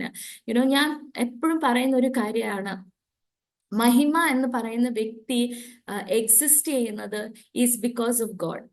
ദൈവമില്ലെങ്കിൽ മഹിമ ഇല്ല. ദൈവമില്ലാത്ത ഒരു ജീവിതം ജീവിക്കാനായിട്ട് ഒരിക്കലും ധൈര്യം പോലും എനിക്കുണ്ടാകത്തില്ല. ഈവൻ എൻ്റെ കല്യാണത്തിന്റെ കാര്യത്തിലാണെങ്കിൽ പോലും ഞാൻ എപ്പോഴും ആഗ്രഹിക്കുമായിരുന്നു, ഒരു പാസ്റ്ററിനെ കല്യാണം കഴിക്കണം, ഒരു പാസ്റ്ററിനെ കല്യാണം കഴിക്കണം എന്നുള്ള ഉള്ള ഒരു ഇത്. പക്ഷെ ഞങ്ങളുടെ കല്യാണത്തിന്റെ കാര്യം വന്നപ്പോഴും ഞങ്ങൾ ഒത്തിരി സ്ട്രഗിൾസ് ഫേസ് ചെയ്യേണ്ടി വന്നിട്ടുണ്ടായിരുന്നു. ലൈക്ക് കുറെ ആൾക്കാർ തടസ്സം പറയുന്നതും, ബിക്കോസ് ഒരു മർത്തോമ ഓർത്തഡോക്സ് ബാക്ക്ഗ്രൗണ്ടിൽ നിന്നാണെങ്കിലും ലൈക്ക് ഗ്രാൻഡ് പേരൻസ് ആ ഒരു ഇതിൽ നിന്ന് ആയതുകൊണ്ട് നമുക്ക് കുറെ സ്ട്രഗിൾസ് ഞങ്ങൾ ഫേസ് ചെയ്യേണ്ടി വന്നിട്ടുണ്ടായിരുന്നു. പക്ഷെ when God spoke to me, ദൈവം എന്നോട് സംസാരിച്ചപ്പം ദൈവം എന്നോട് ഈ കർത്താവെ ഇതാണോ ദൈവത്തിന്റെ ഹിതം എന്ന് ചോദിച്ച് ഞാൻ ഒരു ദിവസം പ്രാർത്ഥിക്കാനിരുന്നപ്പം ദൈവം എന്നോട് സംസാരിച്ച ഭാഗമായിരുന്നു, എലയാസർ റെബെക്കാനെ കണ്ടെത്തി കഴിഞ്ഞപ്പം Eliezer wanted to take Rebecca back to Isaac. അപ്പം അങ്ങനെ പോകുന്ന ടൈമില് റെബെക്കാന്റെ ബ്രദേഴ്സ് ആൻഡ് മദറിനോട് പെർമിഷൻ ചോദിച്ചപ്പം അവർ പറയുന്ന ഒരു കാര്യമുണ്ട്, what can we say for this is the lord's doing. ഞങ്ങൾക്ക് എന്ത് പറയാൻ പറ്റും, ഇത് ദൈവത്തിന്റെ പ്രവൃത്തി ആണല്ലോ എന്നുള്ള കാര്യം. അപ്പൊ എനിക്ക് കൺഫർമേഷൻ ആയി ദാറ്റ് യെസ്, ഇതാണ് ദൈവത്തിന്റെ ഹിതം, this is God's will for me. അത് നമ്മൾ മാനുഷികമായിട്ട് ചിന്തിക്കുന്നതല്ല, നമ്മൾ മാനുഷികമായിട്ട് പ്ലാൻ ചെയ്യുന്നതിനനുസരിച്ചല്ല, ഒന്നുമല്ല. പക്ഷെ ദൈവമായിട്ട് നമുക്ക് വേണ്ടിയിട്ട് ഒരു ഓപ്പണിങ്, അല്ലെങ്കിൽ ഒരു പ്രത്യേകിച്ച് ലൈഫ് പാർട്ട്ണറിന്റെ കാര്യത്തിൽ ദൈവം നമുക്ക് വേണ്ടി ഒരുക്കിയിരിക്കുന്ന ഒരു വ്യക്തി എന്ന് പറയുമ്പം it will be the best. Because നമ്മളുടെ ഇന്ന് ഞാൻ ഇവിടെ ആയിരിക്കുന്നതും ഞാൻ ഇങ്ങനെ ബോൾഡായിട്ട് സംസാരിക്കുന്നതിനും ഒക്കെ ഒരു ദൈവം ഉപയോഗിച്ച ഒരു ഇൻസ്ട്രുമെന്റ് ആണ് എൻ്റെ ഹസ്ബൻഡ്. പല കാര്യങ്ങളിലും ഞാൻ സ്റ്റേജിൽ കയറി ഇപ്പൊ ഒരു പാട്ട് തെറ്റായിട്ട് പാടിയാലും, അല്ലെങ്കിൽ പ്രസംഗിക്കുന്ന സമയത്ത് എന്തേലും ഒരു പേടിയോ, അല്ലെങ്കിൽ അതിനൊരു പെർഫെക്ഷനോടെ ഞാൻ സംസാരിക്കാതിരിക്കോ എന്തെങ്കിലും ചെയ്താലും എപ്പോഴും വീണ്ടും വീണ്ടും അവസരങ്ങൾ തന്ന് എന്നെ മെന്റർ ചെയ്യാനായിട്ട് ദൈവം ഉപയോഗിച്ച ഒരു ഇൻസ്ട്രുമെന്റ് ആണ് എൻ്റെ ഹസ്ബൻഡ് എന്ന് പറയുന്നത്. സോ ദൈവം നമുക്ക് ഒരു ലൈഫ് പാർട്ട്ണറിനെ തരുമ്പം നമ്മുടെ നീഡ്സും നമ്മുടെ പാർട്ട്ണറിന്റെ നീഡ്സും എന്താണെന്ന് മനസ്സിലാക്കി അതിനെ കോംപ്ലിമെന്റ് ചെയ്യാൻ പറ്റുന്ന ഒരു വ്യക്തിയാണ് നമ്മുടെ ലൈഫിലോട്ട് ദൈവം തരുന്നത്. ഞാൻ എപ്പോഴും എല്ലായിടത്തും ഞാൻ സംസാരിക്കുമ്പോൾ ഞാൻ പറയുന്ന ഒരു കാര്യമാണ്, എൻ്റെ ലൈഫിൽ ഏറ്റവും വലിയ ബ്ലെസ്സിങ് ആണ് എൻ്റെ ഹസ്ബൻഡ്. ബിക്കോസ് എന്നെ സ്പിരിച്വലി എന്നെ ലീഡ് ചെയ്യാനും എൻ്റെ ഉള്ളിൽ ദൈവം ഇട്ടേക്കുന്ന വിളീനെ എപ്പോഴും ഇങ്ങനെ എൻകറേജ് ചെയ്യാനായിട്ടും ഒക്കെ ദൈവം യൂസ് ചെയ്യുന്ന ഒരു വ്യക്തിയാണ് എൻ്റെ ഹസ്ബൻഡ്. ഫാമിലിയിലാണെങ്കിലും അപ്പയും അമ്മയും ഇവിടെ അച്ഛൻ്റെ വീട്ടിൽ നിന്ന് മമ്മിയും അനിയനും ഒക്കെ ആണെങ്കിലും അവരൊക്കെ ഈ അച്ചാച്ചന്റെ ഈ ഒരു പ്രോത്സാഹനം, അച്ചാച്ചന്റെ ഈ ഒരു എൻകറേജ്മെന്റ് കാണുമ്പോൾ അവരും കൂടും. ശരിയാ, അമ്മു പാട്ട് പാടണം, അല്ലെ അമ്മു പ്രസംഗിക്കണം എന്ന് പറഞ്ഞാൽ അവരും ആ ഒരു എൻകറേജിങ് ആ ഒരു റോളിൽ അവരും നിൽക്കും. സോ എല്ലാ ലൈഫിന്റെ മേജർ ജംഗ്ഷൻസിലും ദൈവത്തിന്റെ ആ ഒരു ഭയങ്കര ഇന്റർവെൻഷനും ദൈവത്തിന്റെ ഭയങ്കര പ്രൊവിഷൻസും ഞങ്ങള് ഞാൻ അറിഞ്ഞിട്ടുണ്ട്. അതുകൊണ്ടാണ് ഓരോ ദിവസം ജീവിക്കുമ്പോഴും, ഓരോ ദിവസം നമ്മൾ ഫേസ് ചെയ്യേണ്ട ചാലഞ്ചസ് ഫേസ് ചെയ്യുമ്പോഴും ഞാൻ വിശ്വസിക്കുന്നത് ഞാൻ ഒറ്റയ്ക്കല്ലല്ലോ. എല്ലാ മനുഷ്യരെ പോലെ ഞാൻ പേടിക്കാറുണ്ട്, അല്ലെങ്കിൽ ഞാൻ വിഷമിക്കാറുണ്ട്. പക്ഷെ അതൊരു നിമിഷത്തെ പേടിയോ വിഷമോ ആയിരിക്കും. But the end of the day നമുക്കൊരു ഉറപ്പുണ്ട് ദാറ്റ് ഇത്രയും നാളും കൈവിടാത്ത ദൈവം എന്നെ ഇനി കൈവിടുവോ ഒരിക്കലും ഇല്ല. ഇത്രയും നാളും എന്നെ നടത്തിയ ദൈവം എന്നെ ഇനിയും നടത്തും. യുനോ ഞങ്ങളുടെ കല്യാണം കഴിഞ്ഞിട്ട് ഇപ്പം 5 വർഷമായി. ഈ മാസം ഓഗസ്റ്റ് 10 ആയിരുന്നു ഞങ്ങള് 5 years ഞങ്ങൾ കംപ്ലീറ്റ് ചെയ്തത്. പക്ഷെ അതിനകത്തുനിന്ന് ആണെങ്കിലും ഈ കഴിഞ്ഞ 5 വർഷം ഞങ്ങൾ ഒത്തിരി ചാലഞ്ചസ് ഞങ്ങൾ ഫേസ് ചെയ്തിട്ടുണ്ട്.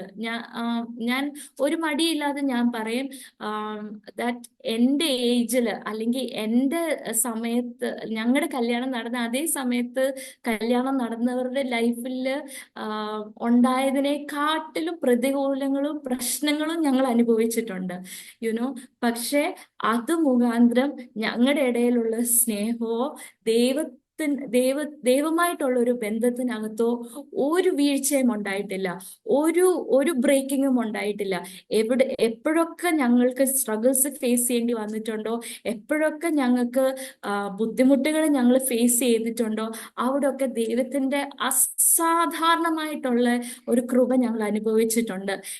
അതിൽ ഒരിക്കലും പ്രത്യേകിച്ച് ഞങ്ങൾ തമ്മിലുള്ള ഒരു സ്നേഹത്തിൽ ഒരു കുറവും വന്നിട്ടില്ല. അത് പിന്നെയും ഞാൻ പറയുന്നു, അത് ഞങ്ങളുടെ കഴിവ് കൊണ്ട് മാത്രമല്ല.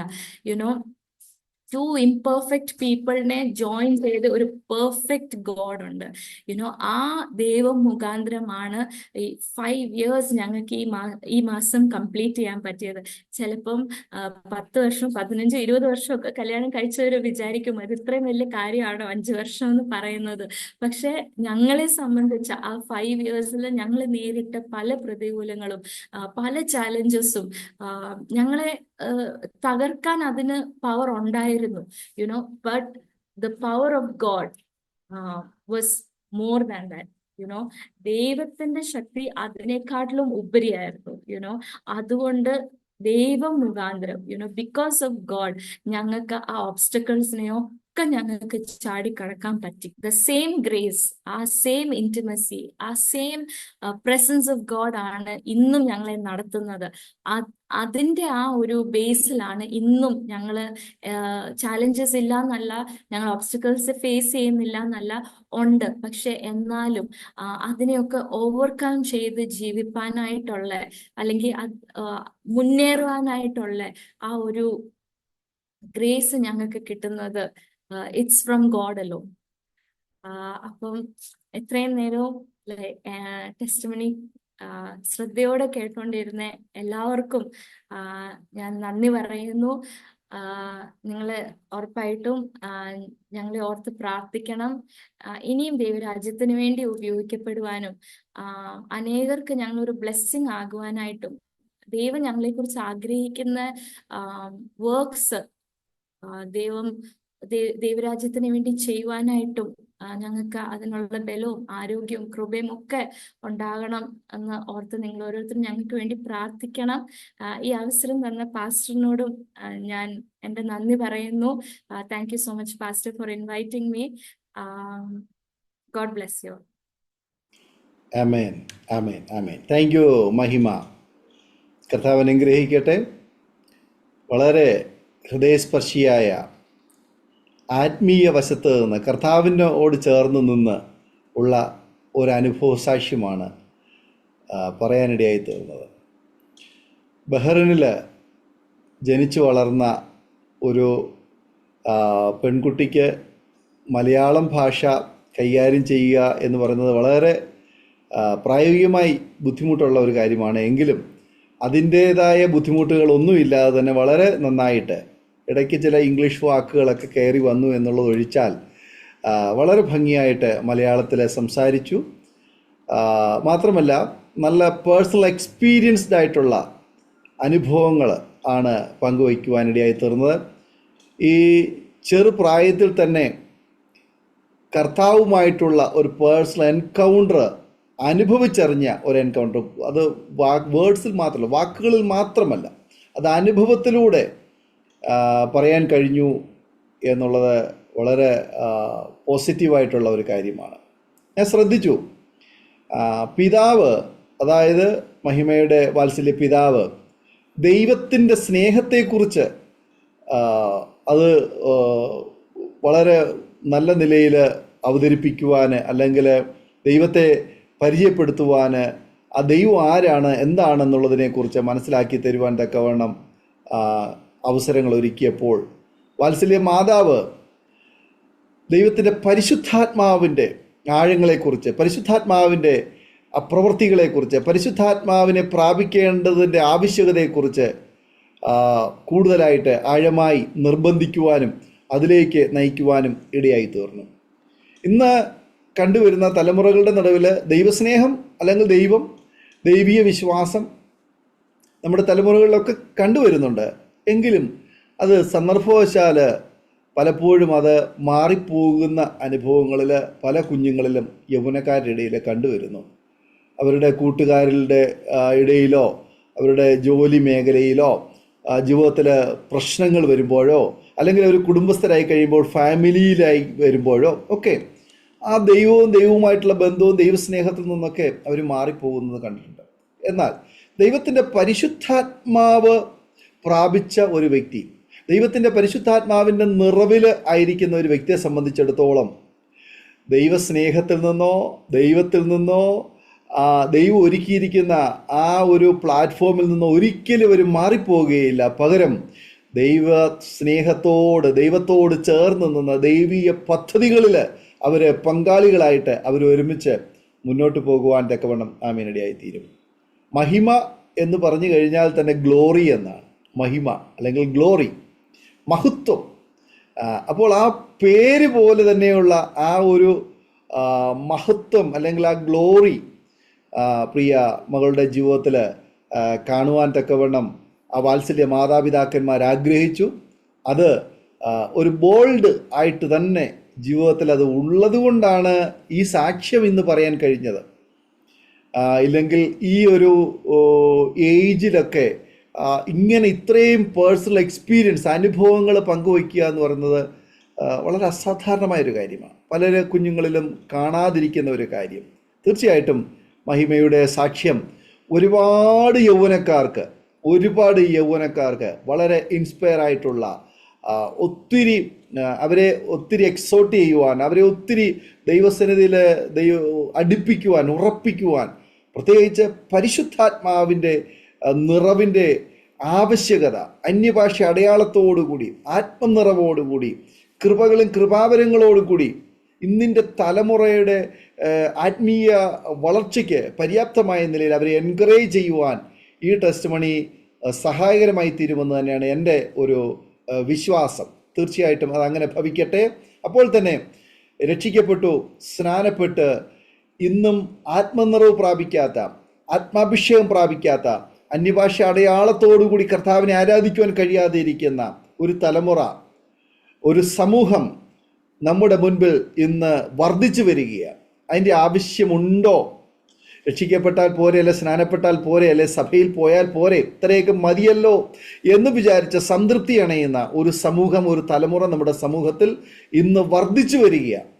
അവരുടെ നടുവിൽ, അവരുടെ ഇടയിൽ ഈ സാക്ഷ്യം ഇമ്പാക്റ്റ് ചെയ്യും എന്നുള്ള കാര്യത്തിന് യാതൊരു സംശയവുമില്ല. ആകയാൽ പ്രിയ മഹിമയെ കർത്താവ് ഇത്രത്തോളം അനുഗ്രഹിക്കപ്പെട്ട ഒരു പേഴ്സണൽ എക്സ്പീരിയൻസ്, നമ്മുടെ കർത്താവുമായിട്ടുള്ള പേഴ്സണൽ എൻകൗണ്ടർ പങ്കുവയ്ക്കുവാൻ അരോമ ടി വിയിൽ സമയം വേർതിരിച്ചതിന് കർത്താവ് ധാരാളം അനുഗ്രഹിക്കട്ടെ എന്ന് ആശംസിക്കുന്നു, പ്രാർത്ഥിക്കുന്നു. ഞങ്ങളെ കേട്ടുകൊണ്ടിരിക്കുന്ന മാന്യ പ്രേക്ഷകരെ, നമുക്ക് ഈ സാക്ഷ്യം ഒരു അനുഗ്രഹമായി തീർന്നു എന്ന് ഞാൻ വിശ്വസിക്കുകയാണ്. രക്ഷിക്കപ്പെട്ട് സ്നാനപ്പെട്ട് പരിശുദ്ധാത്മാഭിഷേകം പ്രാപിച്ച് കർത്താവിൻ്റെ വരവ് വരെ വിശുദ്ധിയോടെ ജീവിക്കുന്ന ഒരു വിശുദ്ധ ജീവിതമാണ് ക്രിസ്തീയ ജീവിതം എന്ന് പറയുന്നത്. അതുകൊണ്ട് സ്നാനപ്പെട്ട അനന്തരം എല്ലാ പ്രിയപ്പെട്ടവരും കർത്താവെ അവിടുത്തെ പരിശുദ്ധാത്മാവിനാൽ എന്നെ നിറയ്ക്കണമേ എന്ന് നമ്മൾ പ്രാർത്ഥിക്കണം. മറ്റു പലതും നമ്മൾ ആഗ്രഹിക്കാറുണ്ട്, പ്രാർത്ഥിക്കാറുണ്ട്. കർത്താവ് എനിക്ക് അത് തരണം, ഇത് തരണം, അല്ലെങ്കിൽ രോഗസൗഖ്യം തരണം, എൻ്റെ സാമ്പത്തിക ബുദ്ധിമുട്ടുകളൊക്കെ മാറ്റണം, എൻ്റെ കുഞ്ഞുങ്ങളെ അനുഗ്രഹിക്കണം എന്നൊക്കെ നമ്മൾ പ്രാർത്ഥിക്കാറുണ്ട്. ഈ വാത്സല്യ മകളുടെ മാതാവ് അല്ലെങ്കിൽ പിതാവ് പ്രിയപ്പെട്ടവർ ആഗ്രഹിച്ചു, എൻ്റെ മകൾ പരിശുദ്ധാത്മാഭിഷേകം പ്രാപിക്കണം. കാരണം അവരുടെ മാതാപിതാക്കന്മാർക്ക് അവരുടെ കൂടെ ഇരിക്കാൻ പറ്റത്തില്ല, പ്രിയപ്പെട്ടവർക്ക് സഹോദരങ്ങൾക്ക് അവരുടെ കൂടെ ഇരിക്കാൻ പറ്റത്തില്ല. അവരൊക്കെ ചെല്ലുന്നത്, അവർക്കൊക്കെ ചെല്ലുവാൻ കഴിയുന്ന ഒരു ലിമിറ്റേഷനുണ്ട്, ഒരു പരിധിയുണ്ട്. എന്നാൽ ദൈവത്തിൻ്റെ പരിശുദ്ധാത്മാഭിഷേകം പ്രാപിച്ചു കഴിഞ്ഞാൽ ആ പരിശുദ്ധാത്മാവിന് നമ്മുടെ പരീക്ഷാ ഹാളിൽ കയറി വരാൻ പറ്റും, നമ്മുടെ കുടുംബത്തിലേക്ക് കയറി വരാൻ പറ്റും. മാതാപിതാക്കന്മാർക്ക് കയറി ചെല്ലാൻ പറ്റാത്തടത്തേക്ക്, സഹോദരങ്ങൾക്ക് കയറി ചെല്ലാൻ പറ്റാത്തടത്തേക്ക് ദൈവത്തിൻ്റെ പരിശുദ്ധാത്മാവിനെ കയറി പ്രവർത്തിക്കുവാൻ തക്കവണ്ണം കഴിയും. അതാ മാതാവിന് നന്നായിട്ട് മനസ്സിലായി. അതുകൊണ്ടാണ് മകളെ അതിനുവേണ്ടി നിർബന്ധിച്ചത്. ആമേൻ. എൻ്റെ മകൾ പോകുന്നിടത്തൊക്കെ ദൈവത്തിൻ്റെ പരിശുദ്ധാത്മാവ് കൂടെ പോയാൽ അവളെ സഹായിക്കുവാൻ തക്കവണ്ണം കഴിയും. ആമേൻ. മാതാപിതാക്കന്മാർക്ക് പോകാൻ പറ്റുന്നതിനപ്പുറത്ത് ആമേൻ പരിശുദ്ധാത്മാവ് പോയി അവൾക്ക് വേണ്ടി അത്ഭുതങ്ങളെ ചെയ്യാൻ കഴിയും. അതാ പ്രിയ മകളുടെ ജീവിതത്തിലെ കണ്ടു കഴിഞ്ഞ ആ സാക്ഷ്യമാണ് നമ്മൾ കേട്ടത്. ഞങ്ങളെ കേട്ടുകൊണ്ടിരിക്കുന്ന പ്രിയ സഹോദര സഹോദരി, മാതാവേ, പിതാവേ, യുവാവേ, യുവതി, ഞങ്ങൾക്ക് നിങ്ങളോട് പറയുവാനുള്ളത്, നിങ്ങളും പരിശുദ്ധാത്മാഭിഷേകം പ്രാപിക്കണം. അന്യഭാഷ അടയാളത്തോടുകൂടി തന്നെ പരിശുദ്ധാത്മാഭിഷേകം പ്രാപിക്കണം. ഇന്നത്തെ പുതിയ തലമുറയ്ക്ക് അതൊക്കെ വലിയൊരു ആക്ഷേപമായിട്ടാണ് തീർന്നുകൊണ്ടിരിക്കുന്നത്. അതിൻ്റെ ആവശ്യം ഇല്ല എന്ന് പലരും വാദിക്കുന്നുണ്ട്. പല വാദഗതികളൊക്കെ ഇന്ന് നമ്മുടെ സമൂഹത്തിലെ കണ്ടു കേട്ടുകൊണ്ടിരിക്കുന്നു. എന്നാൽ അങ്ങനെയല്ല. ദൈവത്തിൻ്റെ പരിശുദ്ധാത്മാവ് ദൈവത്തിൻ്റെ ദാനമാണ്. ആകയാൽ നമുക്ക് അത് പ്രാപിക്കാം. ദൈവസന്നിധിയിൽ അതിനുവേണ്ടി ആഗ്രഹിക്കാം, അതിനുവേണ്ടി കാത്തിരിക്കാം, അതിനുവേണ്ടി ഉപവസിക്കാം, അതിനുവേണ്ടി പ്രാർത്ഥിക്കാം. കർത്താവേ, അവിടുത്തെ ആത്മാവിനെ എനിക്ക് തരണമേ. ദൈവത്തിൻ്റെ വചനം ഇങ്ങനെയാണ് പറയുന്നത്, ദോഷികളായ നിങ്ങൾ നിങ്ങളുടെ മക്കൾക്ക് ആമേന് നിങ്ങളോട് ചോദിക്കുന്ന ആ ആഗ്രഹങ്ങളെ, കാര്യങ്ങളെ നിങ്ങൾ സാധിപ്പിച്ചു കൊടുക്കുന്നു. മകൻ അപ്പം ചോദിച്ചാൽ നിങ്ങൾ കല്ല് കൊടുക്കുമോ? മീൻ ചോദിച്ചാൽ നിങ്ങൾ പാമ്പിനെ കൊടുക്കുമോ? മുട്ട ചോദിച്ചാൽ തേളിനെ കൊടുക്കുമോ? അല്ല. ദോഷികളായ നിങ്ങൾ നിങ്ങളുടെ മക്കൾക്ക് നല്ല ദാനങ്ങളെ കൊടുക്കുവാൻ ആഗ്രഹിക്കുന്നുവെങ്കിൽ ദൈവത്തോട് ചോദിക്കുന്നവർക്ക് ദൈവത്തിൻ്റെ പരിശുദ്ധാത്മാവിനെ എത്രയധികം കൊടുക്കുമെന്ന് ദൈവത്തിൻ്റെ വചനം നമ്മെ പഠിപ്പിക്കുന്നു. അതുകൊണ്ട് നമുക്ക് പ്രാർത്ഥിക്കാം, നമ്മുടെ കർത്താവിനോട് നമുക്ക് ചോദിക്കാം. നമ്മുടെ കുഞ്ഞുങ്ങൾക്ക് കൊടുക്കുന്ന മറ്റേതൊരു വസ്തുക്കളെക്കാൾ ഉപരിയായി ദൈവത്തിൻ്റെ പരിശുദ്ധാത്മാവ് അവർക്ക് കിട്ടുവാൻ വേണ്ടി നമുക്ക് പ്രാർത്ഥിക്കാം. ഒരു നിമിഷം നമ്മുടെ കണ്ണുകളെ അടയ്ക്കാം, ഹൃദയങ്ങളെ ഏകാഗ്രമാക്കാം. നമ്മളായിരിക്കുന്ന ഇടത്ത് നമുക്ക് വേണ്ടി പ്രവർത്തിക്കുന്ന, നമുക്ക് വേണ്ടി ഇറങ്ങി വരുന്ന അത്യുന്നതൻ്റെ വലിയ സാന്നിധ്യം നമ്മുടെ മുറിക്കകത്തേക്ക്, നമ്മളായിരിക്കുന്ന ഇടത്തേക്ക്, ജോലിസ്ഥലത്തേക്ക്, ആമേൻ, നമ്മുടെ വ്യക്തിപരമായ ജീവിതത്തിലേക്ക് ആമേൻ അവിടുത്തെ പരിശുദ്ധാത്മാവ് ഇറങ്ങി വരണമേ എന്ന് നമുക്ക് ദൈവത്തോട് പ്രാർത്ഥിക്കാം. എല്ലാവരും കണ്ണുകളെ അടച്ച് ഹൃദയങ്ങളെ ഏകാഗ്രമാക്കി ദൈവത്തിന് പ്രാർത്ഥനയോടെ ആയിരിക്കുമ്പോൾ അരോമ ടിവിയുടെ പ്രേക്ഷകർക്ക് വേണ്ടിയിട്ട് പ്രിയ മഹിമ ആമേനെ ചുരുക്കം വാചകങ്ങൾ ഒരു നിമിഷം പ്രാർത്ഥനയിൽ നമ്മെ സഹായിക്കും. പ്രാർത്ഥിക്കും. സ്തോത്രം കർത്താവെ, തന്ന നല്ല അവസരത്തിനായി നന്ദി പറയുന്നു കർത്താവെ. കർത്താവെ, ഈ കർത്താവെ വീഡിയോ കേട്ടുകൊണ്ടിരിക്കുന്ന ഓരോ വ്യക്തികളെയും അങ്ങയുടെ കരങ്ങളിൽ ഏൽപ്പിച്ച് പ്രാർത്ഥിക്കുന്നു കർത്താവെ. അപ്പ ഈ ടെസ്റ്റ് മണി കേൾക്കുമ്പോൾ കർത്താവെ അവർക്ക് അങ്ങയോട് കൂടുതൽ അടുക്കുവാനായിട്ടുള്ള ഒരു ഡിസയർ അവരുടെ ഉള്ളിൽ ഉണ്ടാകണേ എന്ന് പ്രാർത്ഥിക്കുന്നു. കർത്താവെ, അവരുടെ മനസ്സിൽ കർത്താവെ വിചാരിച്ചിരിക്കുന്നതോ അല്ലെങ്കിൽ കർത്താവെ തെറ്റായിട്ട് അവർക്ക് കൊടുത്ത ഇൻഫർമേഷന്റെ ഭാഗമായിട്ട് അവര് ദൈവത്തിൽ നിന്ന് അകന്നിരിക്കുകയോ ചെയ്യുന്നുണ്ടെങ്കിൽ ഈ ജീവിതത്തിൽ ദൈവത്തിന്റെ ഒരു ഡീപ്പ് ഇന്റിമസി ഒരു ഡീപ്പ് റിലേഷൻഷിപ്പിലേക്ക് അവർ പോകുവാനായിട്ട് അവരെ സഹായിക്കണേ. പരിശുദ്ധാത്മാവെ അവരെ സഹായിക്കണേ എന്ന് പ്രാർത്ഥിക്കുന്നു കർത്താവെ. ഈ ചാനൽ നടത്തിക്കൊണ്ട് പോകുന്ന പാസ്റ്ററിനും കുടുംബത്തിനും ഒക്കെ ആയിട്ട് ഞങ്ങൾ പ്രാർത്ഥിക്കുന്നു കർത്താവെ. അനുഗ്രഹിക്കണേ എന്ന് പ്രാർത്ഥിക്കുന്നു. ഇനിയും അനേകരെ ക്രിസ്തുവിലേക്ക് ആകർഷിക്കുവാനായിട്ട് ഈ ചാനലിനെ ഉപയോഗിക്കണേ എന്ന് പ്രാർത്ഥിക്കുന്നു. ഇതെല്ലാം അങ്ങയുടെ രാജ്യമഹത്വത്തിന് വേണ്ടി ആയിരിക്കട്ടെ എന്ന് പ്രാർത്ഥിക്കുന്നു. ഇതെല്ലാം ഞങ്ങൾ യേശു നാമത്തിൽ തന്നെ പ്രാർത്ഥിക്കുന്നു. ആമേൻ, ആമേൻ, ആമേൻ, ആമേൻ. വളരെ അനുഗ്രഹിക്കപ്പെട്ട ജീവിതാനുഭവവും സാക്ഷ്യവും ദൈവനാമ മഹത്വത്തിന് വേണ്ടി അരോമ ടിവിയുടെ പ്രേക്ഷകരോടൊപ്പം പങ്കുവയ്ക്കുവാൻ സമയം വേർതിരിച്ച പ്രിയ മഹിമയ്ക്ക് ആയി ഞാൻ കർത്താവിന് സ്തോത്രം ചെയ്യുന്നു, പ്രത്യേകം നന്ദി അറിയിക്കുന്നു. കർത്താവ് ധാരാളമായി അനുഗ്രഹിക്കട്ടെ എന്ന് ആശംസിക്കുകയും പ്രാർത്ഥിക്കുകയും ചെയ്യുന്നു. കർത്താവിൻ്റെ വേലിൽ കുടുംബമായി കർത്താവിനോട് ഏറെ പ്രയോജനപ്പെടുവാൻ ദൈവം നിങ്ങളെ സഹായിക്കട്ടെ. അതുപോലെ തന്നെ ഞങ്ങളെ കേട്ടുകൊണ്ടിരുന്ന മാന്യ പ്രേക്ഷകരോടായ നന്ദി സ്നേഹം അറിയിക്കുന്നു. ഈ സാക്ഷ്യം നിങ്ങൾക്ക് അനുഗ്രഹമായി തീർന്നുവെങ്കിൽ തീർച്ചയായിട്ടും നിങ്ങളുടെ പ്രിയപ്പെട്ടവർക്ക്, സുഹൃത്തുക്കൾക്ക് ഷെയർ ചെയ്ത് കൊടുക്കും. അവരും കേൾക്കട്ടെ, അനുഗ്രഹിക്കപ്പെട്ട് അതിലൂടെ ദൈവനാമം മഹിമപ്പെടുവാൻ ഇടയായിത്തീരുമല്ലോ. നിങ്ങളുടെ വലിയൊരു അഭിപ്രായങ്ങളും നിർദ്ദേശങ്ങളും കമൻറ്റ് ബോക്സിൽ രേഖപ്പെടുത്താവുന്നതാണ്. നിങ്ങൾക്കൊരു പ്രാർത്ഥനാ വിഷയമുണ്ടെങ്കിൽ ഞങ്ങളുടെ പ്രാർത്ഥനാ കൂട്ടായ്മയിൽ ബന്ധപ്പെടുവാൻ നിങ്ങൾ ആഗ്രഹിക്കുന്നെങ്കിൽ സ്ക്രീനിൽ കാണുന്ന വാട്സപ്പ് നമ്പറിൽ ഞങ്ങളെ ആ വിവരം അറിയിക്കൂ. ഞങ്ങൾ നിങ്ങൾക്ക് വേണ്ടി പ്രാർത്ഥിക്കാം. അടുത്ത അനുഗ്രഹിക്കപ്പെട്ട ഒരു സാക്ഷ്യവുമായി വീണ്ടും കാണുമ്പോഴേയും എല്ലാ പ്രിയപ്പെട്ടവർക്കും goodbye. God bless you all. ആമേൻ. ഓർമ്മയുടെ മനോരഥത്തിൽ മായാത്ത ഓർമ്മയ്ക്കായി അരോമ മാട്രിമോണിയിൽ നിന്നും ജീവിത പങ്കാളിയെ കണ്ടെത്തൂ. നിങ്ങൾ ഒരു ക്രിസ്തീയ ജീവിത പങ്കാളിയെ അന്വേഷിക്കുകയാണോ?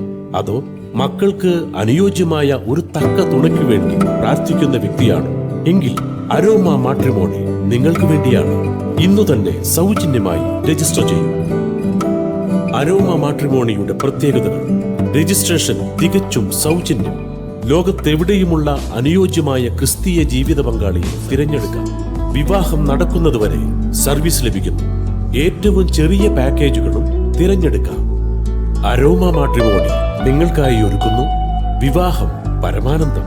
Email aroma matrimony2020@gmail.com.